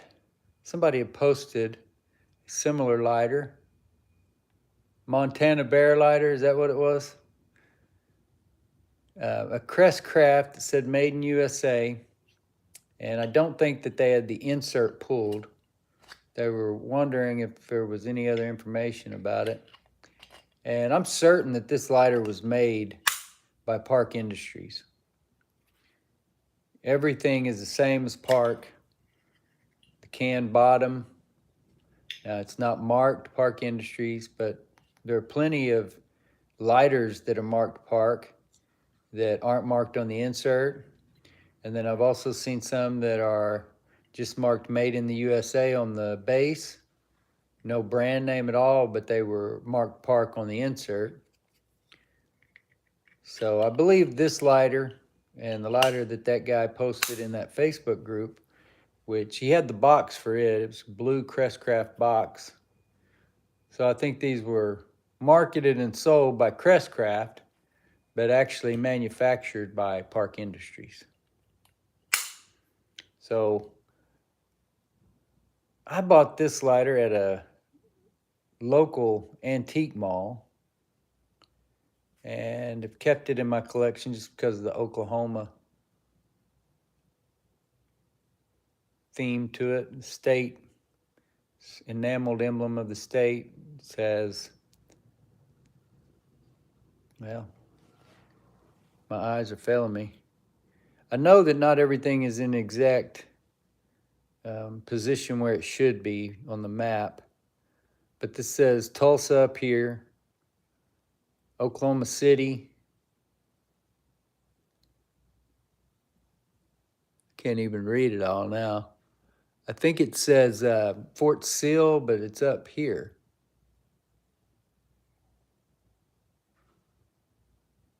I can't even read that now. That's so My eyes.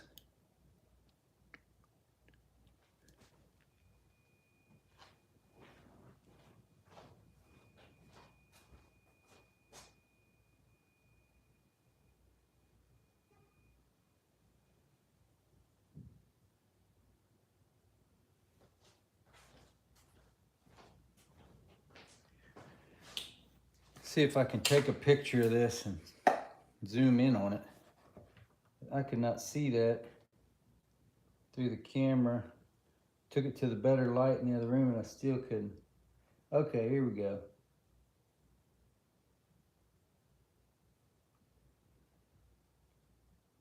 So by taking a picture there, I can zoom in and you can see that it says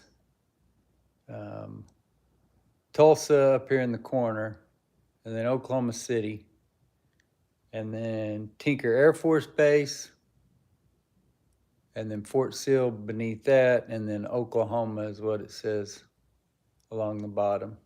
So definitely the Fort Sill, the Oklahoma City, the Tinker Air Force Base, they're all kind of, they're not in the position that they should be. And this is a used lighter. So I don't know, this one may be one of those that eventually I determine I'm going to end up selling because it doesn't really have, other than it just being state of Oklahoma, it doesn't really have a sentimental meaning to me. Yeah, there's only so much space, I guess. They needed to move the Oklahoma City up and left to be able to fit that other stuff in. They wanted to put Oklahoma down at the bottom. But anyway, so it at least mentions Tulsa, Oklahoma City, Tinker Air Force Base, and Fort Sill. We have other military bases. Slider was probably from the 60s, maybe the early 70s. Tinker's been around since the 40s. Came out of war, it was started during World War II, I believe, and then Midwest City sprung up around it right after when they turned it into a full-fledged base. There's a Air Force base in Enid. There used to be one in Altus, but I don't think that Altus Air Force Base is still open. I can't remember. Anyway, this one only mentions Fort Sill, which Fort Sill is an Army base, which is still, I believe, fully functional, just like Tinker. Anyway, like I said, probably at some point when I start evaluating how many lighters I've got in my possession, this one will get sold. And I believe that that emblem is original. I don't recall ever seeing another one, but it doesn't look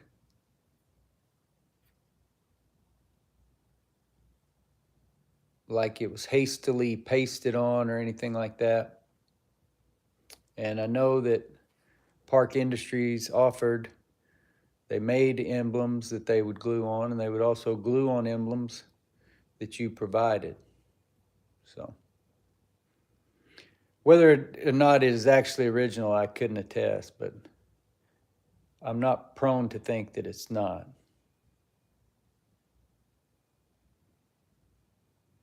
I do think it's kind of interesting that that top rivet is a different tone than the bottom, but I've seen that on park lighters before too. This lighter does show a little bit of wear, scratches, a few scuffs, things like that, but it's in pretty decent condition. To think that the finish might have worn off of that rivet from wear doesn't really ring true to me. But, you know, it's just my guess. I don't know. Not an extensively used lighter though. I believe it had a solid foam fuel cell in it when I first got it, and I replaced that with, don't remember specifically, one of the cheap eBay wicks there, and probably organic cotton, but it could have been cotton balls as well. Yeah, the barrels are different colors too. I noticed that. I didn't notice it before we started, but I noticed when we had it facing this direction a while ago. So the two outside and the inside are more along the tone of the top rivet, and the two that are sandwiched in the middle there are darker like the bottom rivet. I don't know, maybe that was all on purpose. Cool lighter though. I know we've talked about the Parks just about every week, but I like the Park lighters. Nothing wrong with them. Not a detractor.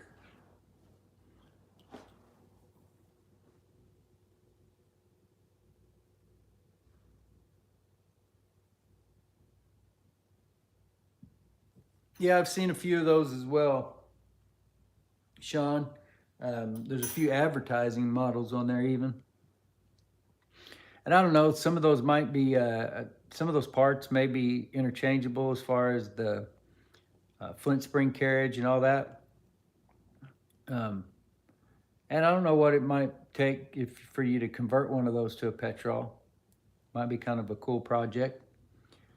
But as far as the actual butane, I haven't used one or had one, and you know, from my experience, every bit of 9 out of every 10 old butane lighters are going to leak, and probably more like 9.9 out of 10. So I don't know if those are any better. They hold up, those seals and those have held up any better over time. I did notice that one of those eBay listings for one of those gas Cygnuses said it was working, but you know, whether it's actually working like it's supposed to, who knows. Interesting though. I'd like to come across one. I wouldn't want to pay any money for it, but I'd be interested in looking one over, because like I said, I think it'd be an interesting to maybe convert one to a petrol lighter, or like I said, maybe you can use the parts. Kind of cool advertising. They look a little bit different, a little wider, maybe a little thinner. A little bit different. All the ones that I've seen, I think, are kind of fluted on the left and then more solid looking on the front as far as the finish. Yeah, so could you see that earlier, Chuck? Are you familiar with Tinker Air Force Base, or could you just read that? Are your eyes just better than mine?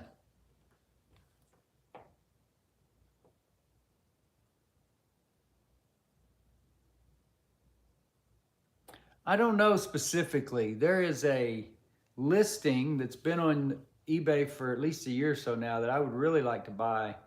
I've just been, I don't know, buying paper seems, I don't know. I'd rather be shelling out money for a lighter than some lighter ephemera. But eventually I probably will go ahead, if somebody doesn't do it before me. There is a listing for a park catalog, and I don't know if there's a date on it or not.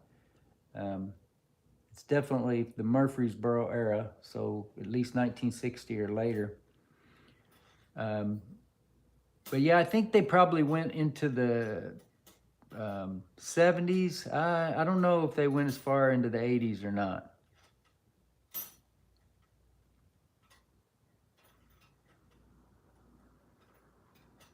So, you know, there's probably some, last time I checked, I don't think the lighter library had any kind of paperwork up for park. But you might be able, just by gleaning some of those, by browsing some of those bigger catalogs, you might be able to glean some information from there, or some, maybe even the Toledo Bend VCL site. Both of those places have quite a bit of, you know, old paperwork and stuff like that. And I have no way that I've exhausted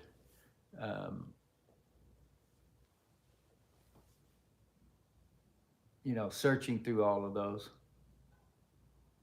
But specifically as far as park catalogs, I know I've gone to the lighter library, and I think any park pages that were over there still said coming soon or in progress or whatever. They didn't actually have anything listed under that yet. But a lot of people don't really, they think of Park as an inferior manufacturer, something that's not really a collectible lighter. But I think they're every bit as collectible as Zippos. Like I said, most people, when you see a flip top lighter being displayed, down here like this, where you've got them on stands, or like last week when I had them on the bleacher type stands, most people by looking there aren't going to know the difference between a Zippo or any other flip top lighter. And Park, which this is a Park also, and this is a really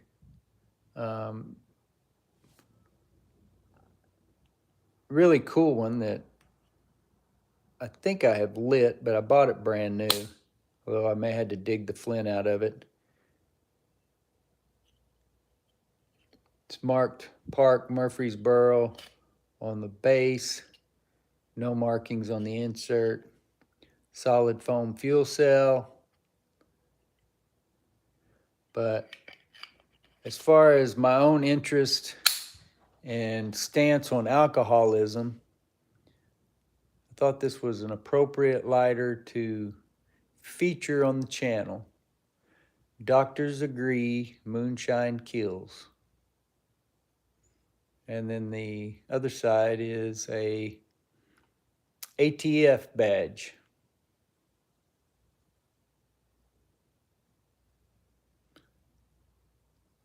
So I must have been some kind of public service campaign in the 60s or 70s, I think. I think we looked this up, maybe in the late 60s. But this is an anodized finish, multiple colors. You got 3 colors on this side: blue, gold, and the gray or silver tone background. And then on the front, you've got the black tone or black color of the Moonshine Kills slogan, or whatever you call that, logo. Is that a flower in his hand?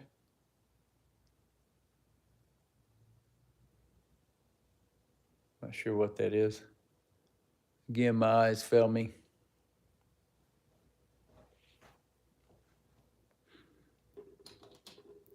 This is another favorite of mine right here. Yeah, you got pretty good eyes, Chuck, if you read that a while ago off that enamel, off that enameled emblem. I couldn't see hardly any of it. Most of it was from memory, and that's why I couldn't figure it out. I'd take it to the other room. Oh, there you go. He's pushing up daisies. That's hilarious. So this lighter I bought from the seller Lighter Source that we've talked about several times. He does low start, and he'll combine the shipping, but low start auctions on old lighters on eBay. And I'm assuming this is the Ford Motor Company. The blue is a little bit lighter than what I might have expected, but something Taipei, I'm not sure, is that Japan?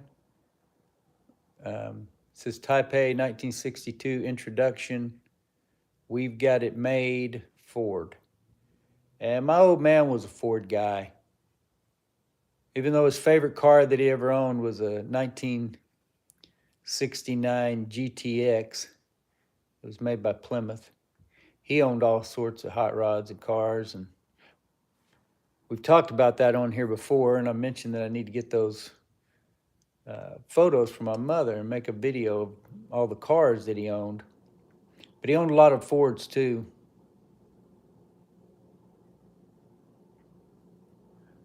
Okay, good to know.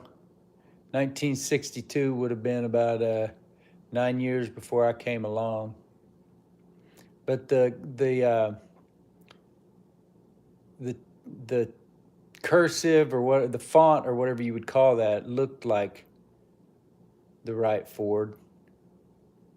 But I don't know. It crossed my mind that it could be another company altogether. But without any further explanation, just the slogan and then introduction, I assume that it had something to do with them introducing some kind of Ford Motor product into this Asian market in 1962. But it's one reason why I say you shouldn't sleep on these Japanese-made flip-top lighters.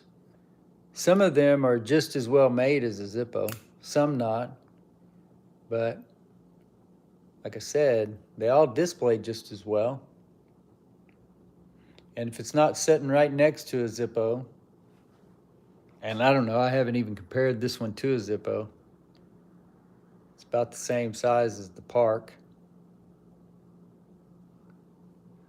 You know, there's plenty of advertisements that you can find on these Japanese lighters or Park lighters that were also done on Zippos, but they're going to cost you a lot more on a Zippo.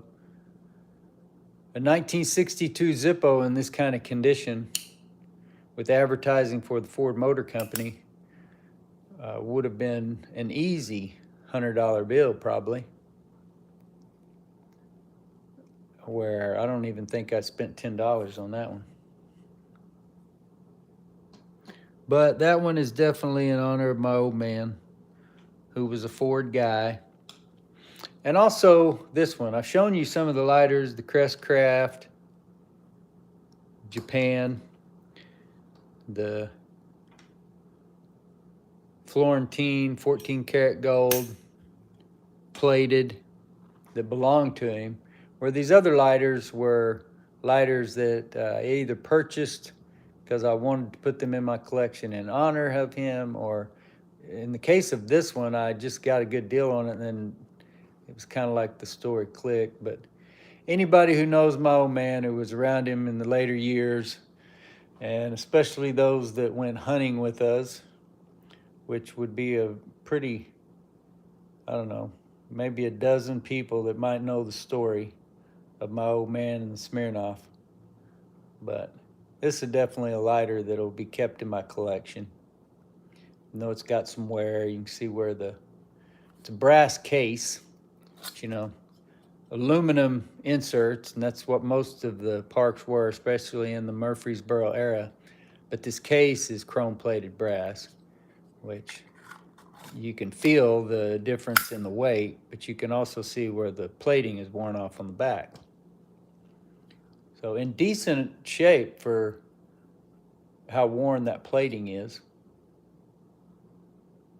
But definitely one that reminds me of my old man.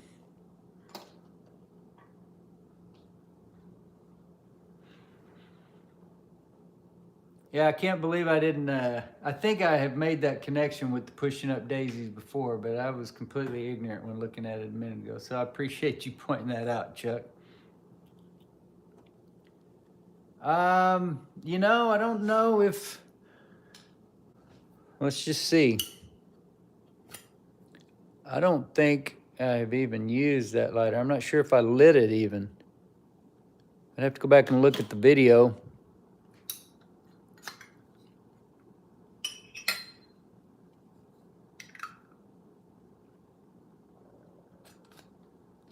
Yeah, the butane insert fits in there kind of snug at first, but then once it got going, it slid right on down in there.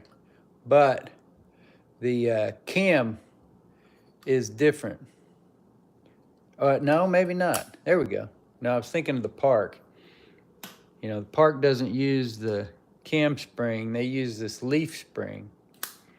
But yeah, that Conwall, they use the same type cam system, so fits well enough that it would work. But I'm not planning on putting any pocket wear on this paint. I've owned several of these Conwall, and they seem decently enough made. Most of the ones that I have owned have been military presentation lighters. Some of those lighters that came in that collection that so many of them had belonged to Admiral James Jocko Clark or Joseph Jocko Clark. I've got another video I need to make on some of those because I ran across a portrait of that guy at the state capitol last month. Thought that was interesting that I would own several of this man's lighters at one time, not knowing who he was when I bought them. And it turns out he's an Okie naval admiral who was pretty prominent in, I think, World War II and the Korean War. Anyway, so yeah, you saw that did fit.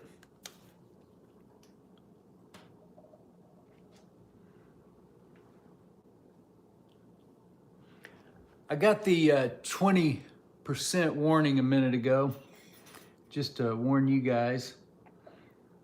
We'd still have a little bit of time after it gives me the 10%, but we've been on now for a little over 2 hours.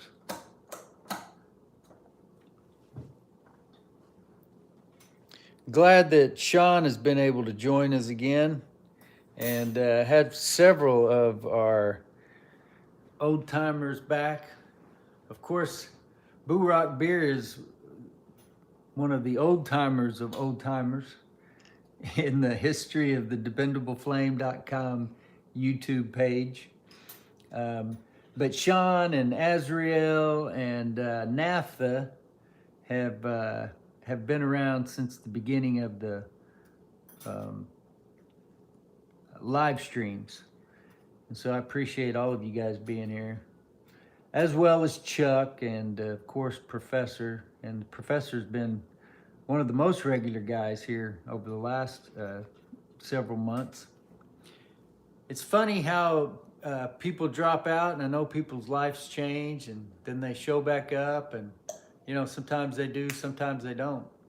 Our friend Thwan Nguyen, who used to tell us good morning every morning, has joined us on the live stream before, but we haven't heard from him in a good while.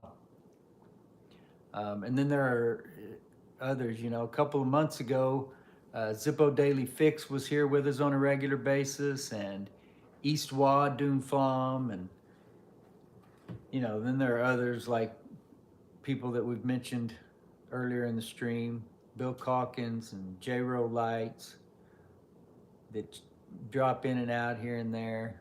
Zippo Fanatic 77 joined us 1 week, I don't know, maybe 2 or 3 months ago. So I appreciate all of you guys when you're able. And the ones who are not, hopefully you catch the archive, as Dylan has told me that he enjoys doing. Hello, Andrew. Glad that you are with us. Aaron, glad that you are here with us as well. Glad that you guys have said hello, and hope you'll join the discussion. Feel free to ask any questions you have or suggestions. If you got a project you would like for me to try on one of these live streams 1 week, I'm open to all those kind of suggestions. Otherwise, here lately, we've really just been having a cup of coffee and talking about whatever's going on in the world of vintage cigarette lighters. I've got a bunch out here in front of me today that were just my personal themed lighters. This one was a gift from Sean. That's part of the Penguin Cygnus collection, but all the lighters in the background there were related to my father or uncles, or most of them my father and an uncle or two. But then just a odd lighter or two that we have here. This clear float lighter is one I've been wanting to give away on one of these streams for a while. I just need to figure out, apparently before I can do a giveaway on the stream, I'm gonna have to post a set of rules for the giveaway. And they have to be in accordance with YouTube's guidelines. So I need to figure that out.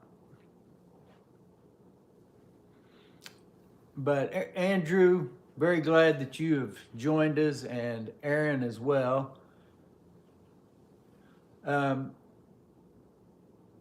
don't accept lighters to repair anymore, Aaron. But if you will send me some pictures, I can probably point you toward a video that would help you repair it yourself. What kind of lighters do you have?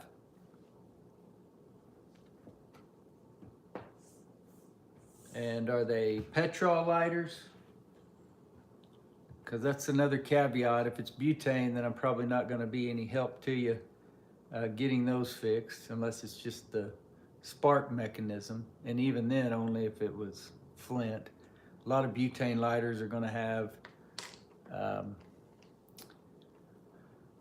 piezoelectric ignitions nowadays, or not just nowadays, but for, you know, since the 80s or so. Okay, 3 roller gas and 3 ST DuPonts. Yeah, I'm not going to be any help with you to those at all. There are kits that you can buy off of eBay, I believe, for both of those.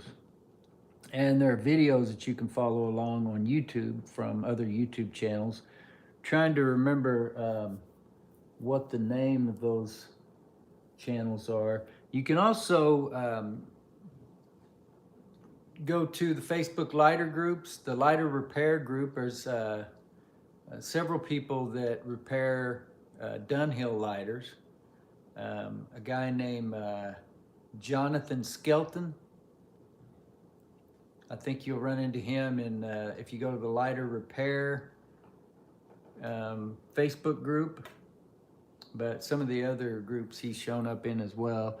But also our friend Donald Hine, he's got the website lighterfix.dk, which is a Denmark website, but you could translate it to English. But he does a lot of butane repair. But there's also Dunhill and ST DuPont groups on Facebook. I don't know if you're familiar with the Facebook lighter groups, but if you're on Facebook, you can go over and search ST DuPont, and you'll find at least one group. So check out the ST DuPont group, check out the Dunhill group, and check out the lighter repair group. But yeah, I used to do mail order repairs, and not even, I wouldn't say mail order because I never charged anybody. I changed wicks and drilled out flint tubes and stuff like that for people that would send their lighters to me. But there's just too much that can go wrong and too much stress on my behalf as to when I get something done. And so I've just changed my, my focus from actually repairing people's lighters for them to demonstrating via video or a website article how they can do it themselves. And like I said, I know that the, especially the roller gas, their kits, I've even got a kit around here somewhere to those. I just never got around to repairing the one that I had. But, you know, petrol is a pretty elementary, pretty basic principles. And it may be pretty basic principles with the butane lighters as well. But it's a complete different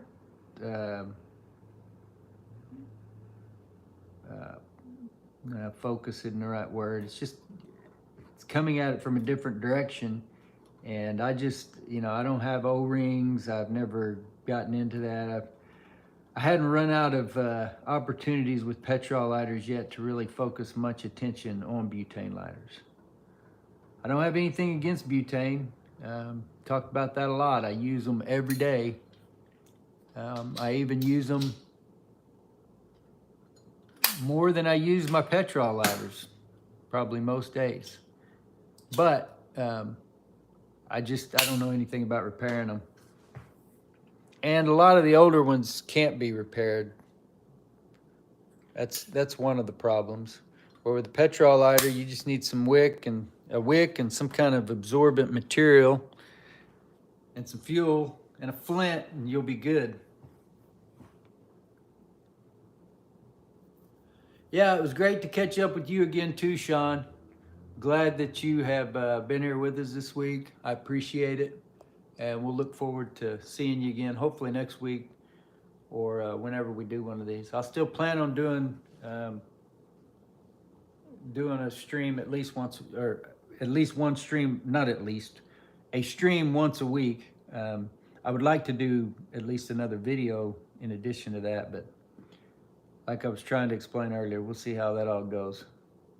I've got website articles I'm trying to write and all kinds of other responsibilities and interests that I'm juggling as well. So.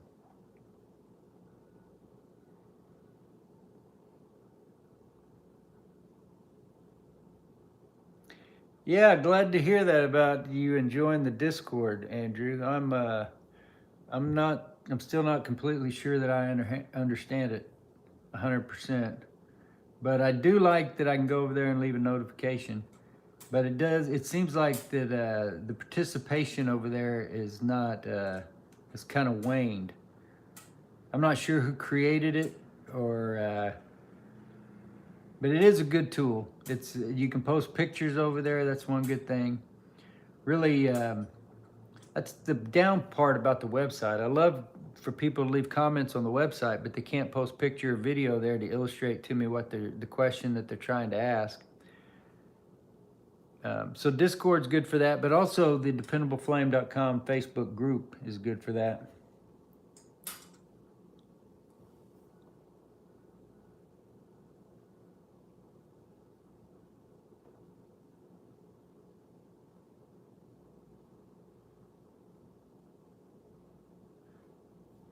Okay, Aaron, you say you got a few other vintage lighters, one that looks exactly like a penguin. Are you talking about it looks like a penguin Cygnus, or it looks like a penguin the animal? Or, you know, penguin made flip-top lighters as well. You said it looks like a penguin, but it says Playboy on side and under, but also says Japan, sparks, but will not light. Does it have a wick?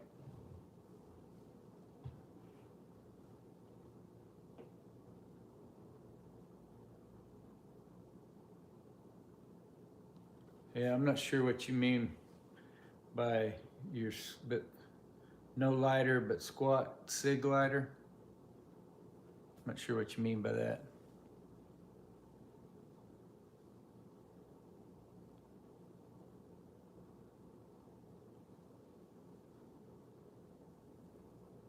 So this penguin lighter that you're talking about, is that a gas lighter too?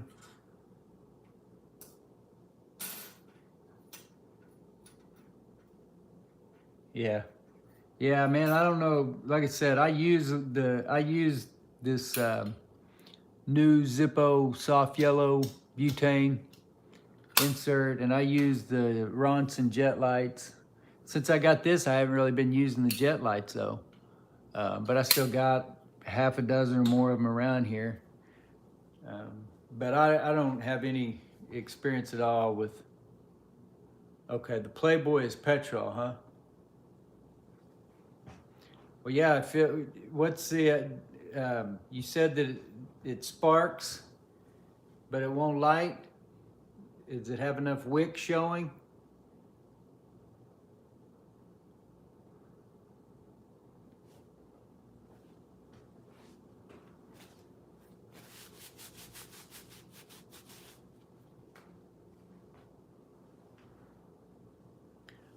Yeah, you might try to pull that wick up a little bit and make sure that you've got it. You know, sometimes it can be kind of hard. It's better to overfill one and then let it dry out than sometimes it'll take a, is that Playboy lighter that you're talking about? Is that what you're saying? Is it a roller lighter? Or is it a flip top lighter?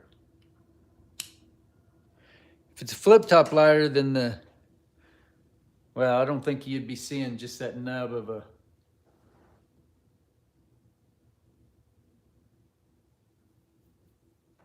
with an insert type lighter. They don't typically burn a wick down like a roller lighter will. I don't know if that's because you got this unprotected wick out there.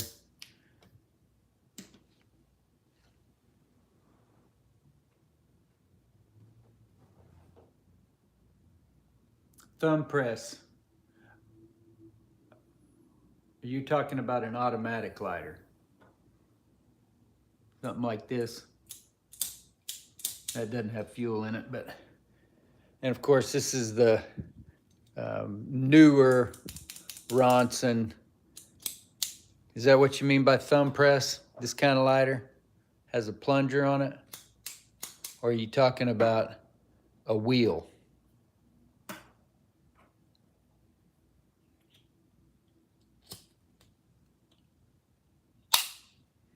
When you say thumb press, I think automatic Ronson or Ronson clone type mechanism. Yeah, if that one, then that could be, which you never know with an old lighter, you never know how much wick may be still down in there. So it may be that you need to re-wick it even. But that's easy enough to do. And I've got videos. You can go look up any video, just type in dependable flame, replace wick, and something will come up that looks similar. I've changed wicks in Ronsons. I've changed a wick in a Albert brand made in Japan. Maybe a Continental that was made in Japan. But, you know, any kind of changing the wick in any of these type mechanisms, you're going to pull everything out through, that's too tight. I remember that now. I'll need a screwdriver to take that one out.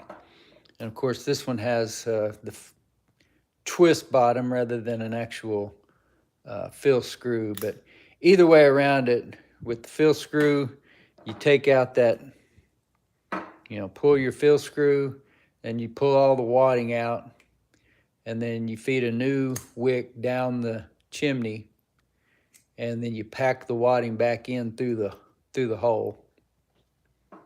It's tedious work, but it's simple enough to do.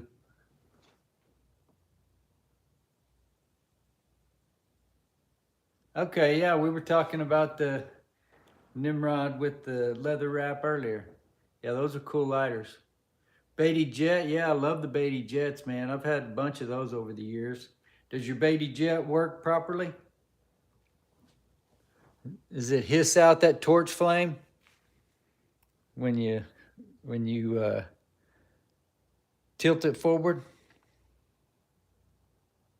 Never been filled, huh?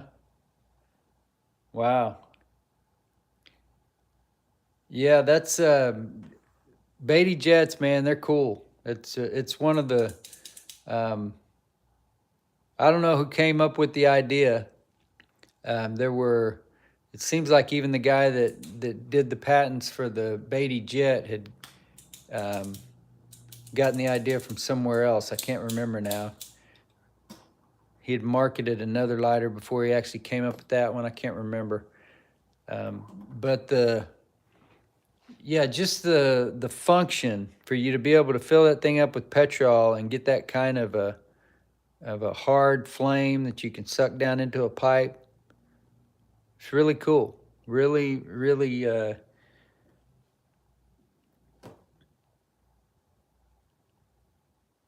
achievement. And cool to find something like that, you know, and what somebody else determined was a pile of junk. Obviously not the case with yours, with the brand new one probably. You probably did not buy it in a pile of junk, but there have been plenty of them discarded. And, you know, I've owned several of them that I didn't pay much at all for. And man, you fill them up, tilt that thing forward. You know, you got the cigarette flame going off the wick, and then you tilt that thing forward and it produces that hissing jet flame. Really cool little device. So I'm not trying to get you to fill up the one that you have that's new in the box, that's never been filled, but If you ever do, you'll enjoy it. I promise you that. Are you a smoker, Aaron? Is there any chance you use pipes?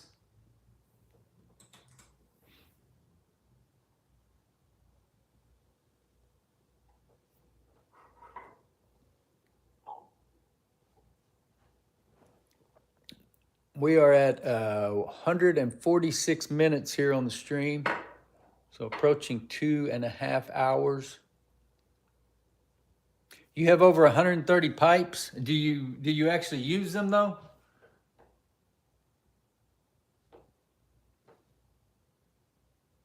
Man, if you actually smoke pipes, then you need to. If you're not going to use that Beatty Jet that's brand new in the box, you need to find one that's already used that you won't mind fouling up a little bit and put it to use. They're really cool. Well, cool, Aaron. You ought to. I don't know if you have checked out the YTPC here on YouTube, but you should definitely check them out and maybe even consider starting your own channel. There are a ton of content creators in the YouTube pipe community. And some of them, Civil War Piper that we've talked to here, trying to, of course, 2 a.m. pipe on the patio. There's a few others out there too. There's another guy, a guy that was in England that I really appreciated a year or so ago, but I believe I think he deleted his channel altogether. But yeah, there's a lot of cool pipe content on YouTube, Aaron. You should check it out. Are you, I guess I should ask, are you of legal age to smoke? I'm not trying to encourage any kind of inappropriate behavior, but if you're of age, then yeah, you should definitely check that out. And if you've got 130 pipes, you've obviously got a passion for it one way or another. You say you inherited everything from your dad. Well, that's a great way to fall into a hobby for sure. I kind of came about it a whole different way, but I've known plenty of people who that's how they got into the hobby. It was because their dad had done it before them. Chuck, I appreciate you joining us. I'm going to go ahead and go here in a second as well, just because I don't want to get cut off by the battery that's available on the phone. But I appreciate all of you guys joining us, and hope to see you next time. But yeah, Aaron, you should definitely you should check out the YTPC. Just type in YTPC on YouTube, and you'll have all kinds of videos coming up. Okay, you're almost 60, so you're well within age to be consuming. I myself don't use tobacco anymore, but I do use medical marijuana products.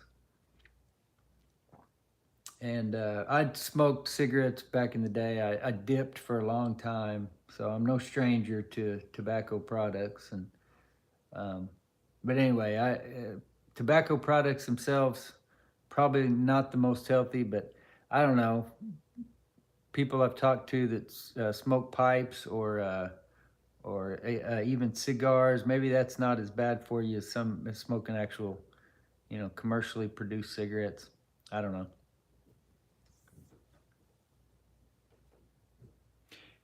Yeah, and man, concerning the butane lighters, I hope that I don't come across like a jerk or anything. I just don't know anything about them. Like I said, I use them. They're valuable to me as a tool, but I just hadn't never got around to trying to fix them. So, but yeah, I appreciate you being here. I appreciate you asking all the questions, and I hope that you'll join us in the future. And in the meantime, you can always check out the website, dependableflame.com. You can check out the YouTube page and group. So 2 places over there on Facebook that you can, or I think I just said YouTube. I meant Facebook. Facebook page and group for dependableflame.com. And we're also on, eBay, of course, Twitter, don't do much on Twitter. I do post the links to everything, or most everything we do, over on Pinterest. And I think I even posted an Instagram video last week after we all got done on here.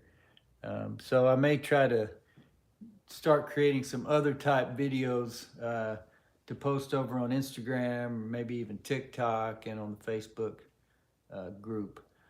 The Facebook page is bigger, but that's pretty much just, I'm not sure that that anybody else can post there. That's why I like the group. I share everything that I post in the Facebook, the PenableFlame.com Facebook page into the group, and